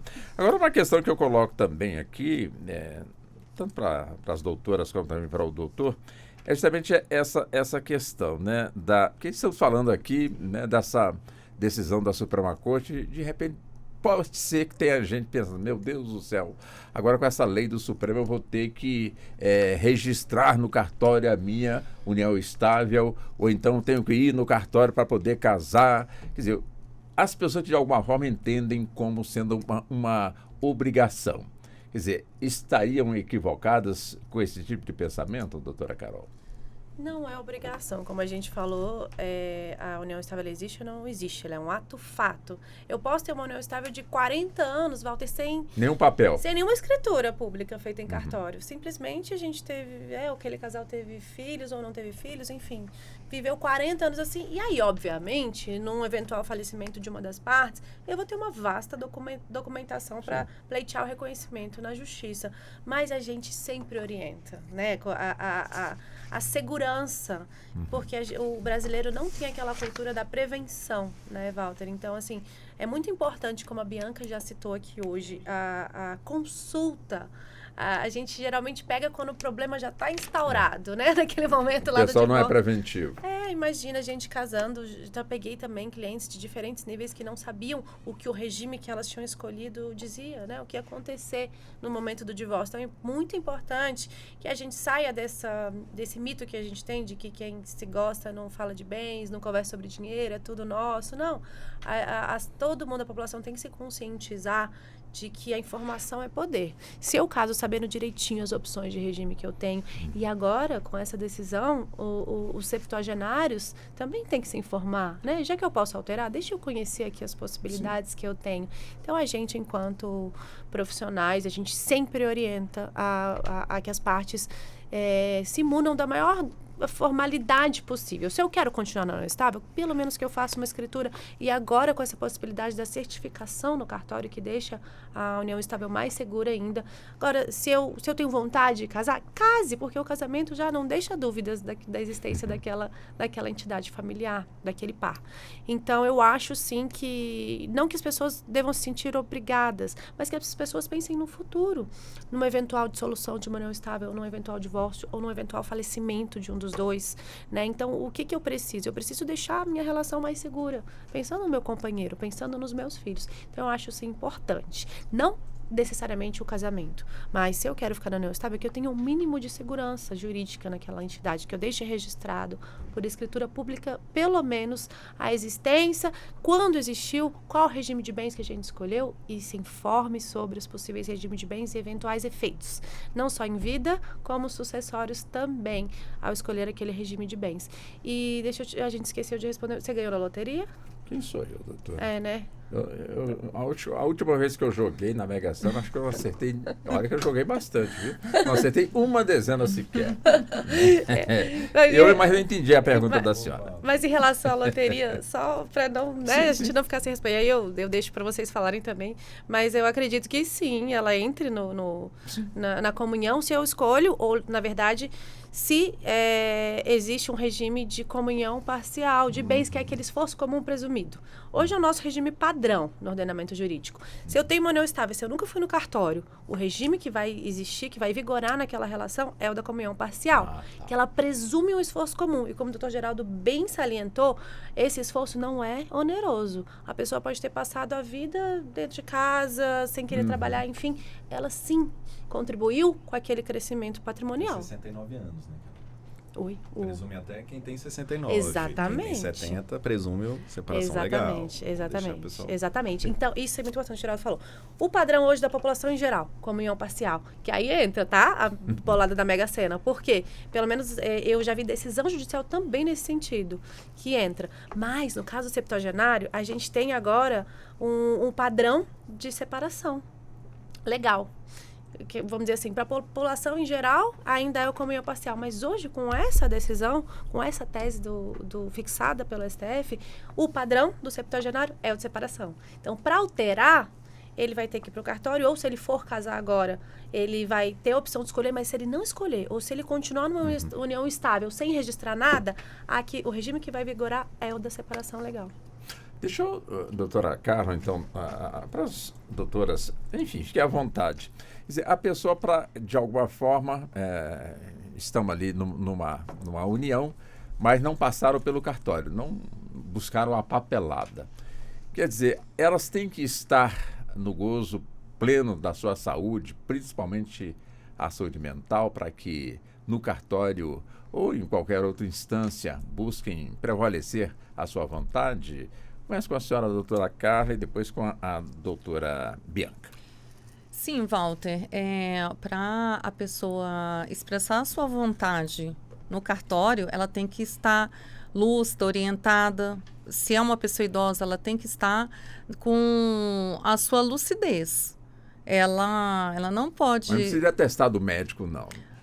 Não precisa. Não é porque a pessoa tem 80 anos que ela chega no cartório e é exigido um atestado médico só pelo fator idade. Não, as pessoas que atendem no cartório já identificam, acredito eu, o doutor Geraldo vai me corrigir se eu estiver errada, que aquela pessoa ela está lúcida e orientada. Sim. Né? Agora, se ela chega, né, e a pessoa que está, a pessoa do cartório que está atendendo percebe que alguma coisa ali não está conectando, eu acho que ela vai chamar pelo tabelião e tudo para conversar e tal. Vou te falar resumidamente o que aconteceu comigo num cartório, num inventário extrajudicial. Era um inventário extrajudicial e que tinham 4 pessoas idosas e uma que não era idosa. Um desses idosos, ele chegou, nós estávamos lá aguardando só ele chegar, só faltava ele, né? Aí quando ele chegou, entrou, né, pela porta, estávamos nós lá, a pessoa do cartório, né, conosco para assinar a escritura do inventário. Ele entrou pela porta, bom dia.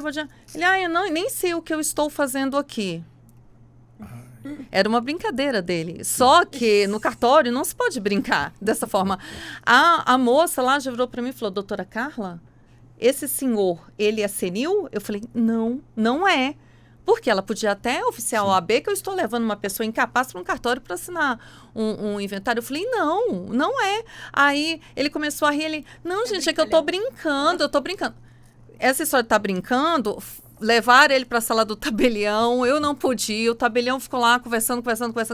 Eu sei que, assim, atrasou tudo porque o tabelião teve que ter certeza de que aquele senhor, ele estava brincando, que ele era um senhor que gosta de brincar. E explicou para ele que ali é um momento solene, que é a mesma coisa do casamento, da hora de falar o sim, a pessoa falar, não sei, vou pensar.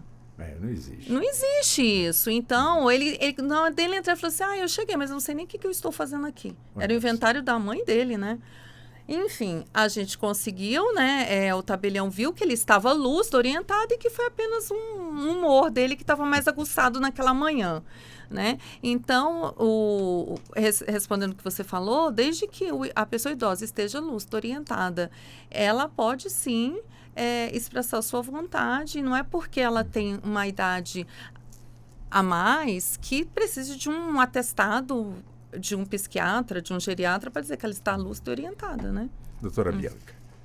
Eu queria só trazer uma questão na sua pergunta para a doutora Ana Carolina, antes de responder. Quando ela explica sobre o reconhecimento da união estável, ela traz e, né, fala que o ideal é que as pessoas façam a formalização daquela situação, de fato.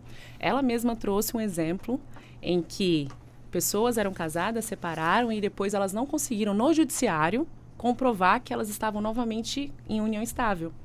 Então, acho que o exemplo, ele, né, complementa aí, que ele veio antes, mas complementa a sua fala. Eu queria só trazer isso para a gente rememorar isso. E sobre a capacidade, né, muito bem dito pela doutora Carla, mas assim, em regra, as pessoas são capazes para exercer os atos da vida civil a partir dos 18 anos. Então, de fato, se tem alguma situação, algo que foi dito, alguma situação visual, nítida e clara, pode ter uma conversa, pode ter uma negativa, eventualmente, porque aí o doutor Geraldo pode explicar melhor, mas o tabelião, ele tem fé pública, então ele é algo muito, muito sério, né? Não é uma brincadeira. Claro que seu cliente fez uma brincadeira, né, doutora? Mas não é um lugar para isso. Mas... Então, assim, a regra é a capacidade, a partir dos 18 anos, claro. Tem situações em que as pessoas que não são capazes, e aí por provas, dentro de um processo de curatela, ela não poderia exprimir essa vontade. Mas só para trazer, porque a doutora Carla já abrangiu bastante. Aí. Perfeito. Bom, como o nosso tempo já está sendo administrado, já estamos caminhando para fechar, doutor Geraldo, começa com o senhor, 1 minuto e meio, quase 2, aí para as considerações finais. O senhor fique à vontade, por Olha, favor. Walter, primeiro eu agradeço imensamente o convite, tá? Em nome de todos os tabeliães aqui do Distrito Federal. E parabenizo pela discussão e pela divulgação desse tema, dessa temática, que ela é muito importante. Eu vi que você diversas vezes levantou da união, né? Uma pessoa convive e não sabe, e esse é um problema. E é quando a doutora Carolina falou da segurança jurídica, é uma verdade, ou seja, as pessoas com menos de 70 ou mais de 70 convivem no estável, sem documentação muitas vezes, não sabem em qual regime eles estão convivendo. Eles não sabem se um falecer, se o outro vai ser herdeiro, se ele vai ser meeiro, que eles podem optar por outros regimes. E aí, nesse caso, realmente eu reforço aqui, né, para todos os ouvintes, que a consulta prévia aos advogados ou consulta prévia aos tabeliães de nota, os tabelionatos estão abertos, os cartórios de registro civil de pessoas naturais também estão abertos para orientar todas as pessoas. Reforço que a recomendação 47 da Corregedoria Nacional de Justiça diz expressamente, tabeliães, em todos os atos negociais, né, alguns antecipação, especialmente antecipação de legítima, doações, compras e vendas, envolvendo pessoas idosas que são especialmente vulneráveis, dê uma atenção maior, como nesse caso a doutora Carla falou, o tabelião aplicou na prática, né, duvidou da capacidade de realmente tem que proteger aquela pessoa que é especialmente vulnerável. Então fica aí meu agradecimento e meu parabéns pelo programa. Obrigado. Doutora Carol, vamos lá também? 1 minuto e meio aí para as considerações finais. Eu queria agradecer mais uma vez. Agradecer aos meus colegas também por essa tarde. Aprendi bastante com vocês. Foi realmente um debate de alto nível, né, Walter? Opa, eu achei excelente, né? E fica sempre aquele gostinho de quero mais, né? Pra gente avançar mais ainda no tema, né? Agradecer mais uma vez você, e não me canso de te elogiar na condução. O jurista, né? O jurista conduzindo. A querida Ana Possati, sempre muito querida e muito competente na produção também. E parabenizar, né? Eu acho que, como o Geraldo falou, é um assunto muito importante e tem que chegar à população. A gente discutiu aqui o básico, né? Discutiu o nível técnico também, mas é um assunto que tem que ser facilitada a divulgação da informação. E esse é um canal importantíssimo.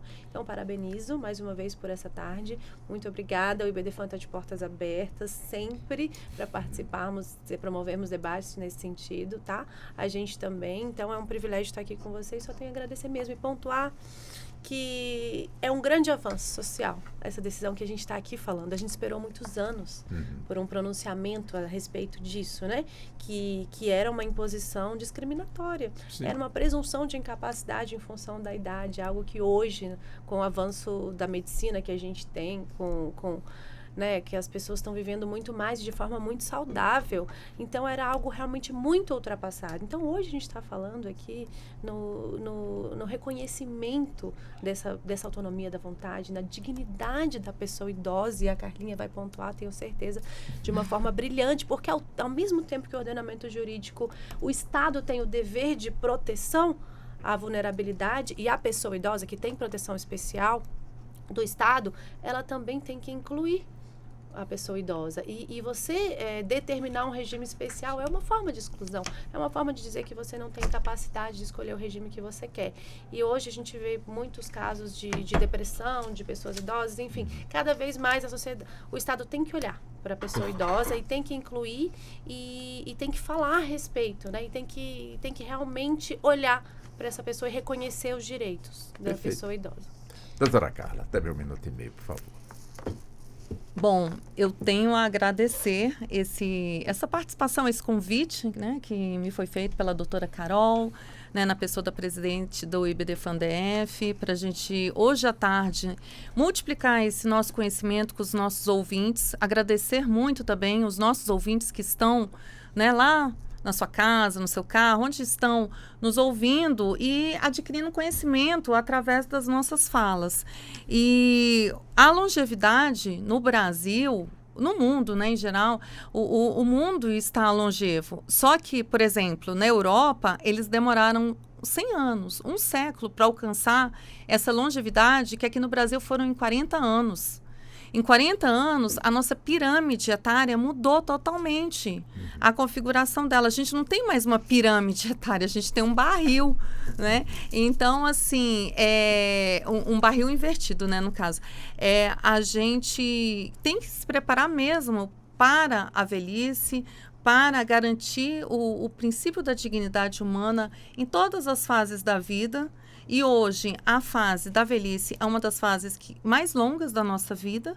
Então, os nossos direitos, é o que eu falo, eu trabalho, né, com o direito do idoso, eu curso mestrado em gerontologia já pensando no meu futuro, porque quando eu chegar lá, aos 60, eu quero ter, como a doutora Carol brilhantemente falou, conhecimento dá poder. Então, se a gente tem conhecimento de tudo, você que está aí na sua casa nos ouvindo e você adquirir um conhecimento, se você está numa situação de união estável, qual é essa situação, procure os advogados, procure os cartórios, vá se inteirar da sua situação, para que você não deixe depois a pessoa que ficou desabrigada, desprotegida. Então, vá mesmo. E eu queria, assim, nesse minuto final... A senhora tem menos de 30 segundos. Sim. Gente, @gerontologiaUCB. É o nosso Instagram, lá do curso, lá, estrito senso da UCB, para a gente estudar o envelhecimento. Participem. Tá certo. Doutora, agora, doutora Bianca, 1 minuto e meio. Cravado, doutora Bianca. Certo. Eu quero agradecer o convite, doutora Ana Carolina, presidente do IBDFAN, sou diretora sociocultural com ela no IBDFAN DF. Muito obrigada. Agradecer ao Walter e a Ana Possati, vocês foram excelentes. Você na condução, a Ana também aqui recepcionando a gente e organizando tudo junto com o senhor. E aos outros 2 colegas também, Geraldo e Carla, muito obrigada. Eu queria só, para finalizar, trazer que é muito importante a gente acompanhar a constitucionalização de tudo, na verdade, de todas as relações, tanto no âmbito público quanto no âmbito privado. Aqui a gente falou muito da autonomia da vontade, que ela está dentro do âmbito privado, né? É algo dentro do direito, mas quando a gente fala, olha, você tem o direito de decidir, você tem o direito de escolha. Isso traz uma tradução para as pessoas, para os ouvintes também, que agradeço também, né? Toda a paciência, todo o acompanhamento. Então, assim, hoje foi uma tarde muito rica. Fizemos vários desdobramentos. Nossa, uma tese, ela trouxe direito internacional, trouxe até o estudo sobre o idoso, que a doutora Carla, a doutora Ana Carolina trouxe aqui outra questão também da maternidade, enfim. Então, é muito importante a gente sempre olhar, né, e levar essas decisões em consideração, porque a Constituição, ela garante isso, ela traz isso, a acessibilidade, o respeito. Então, quero agradecer e vou aproveitando que eu sou a diretora sociocultural do IBDFAN, sigam o @IBDFANDF. Tá. Lá também a gente, por ser uma associação civil, trazemos, né, esclarecimentos e tiramos várias dúvidas. Muito obrigada. Muito obrigado, doutor Geraldo, muito obrigado ao senhor. Doutora Carol, muito obrigado pela gentileza. Doutora Carla, doutora Bianca, muito obrigado. Muito obrigado especialmente você, ouvinte, que está sempre nos acompanhando. Nosso tempo acabou de vez. Boa tarde. A Rádio Justiça apresentou Justiça na Tarde. Secretaria de Comunicação Social, Supremo Tribunal Federal.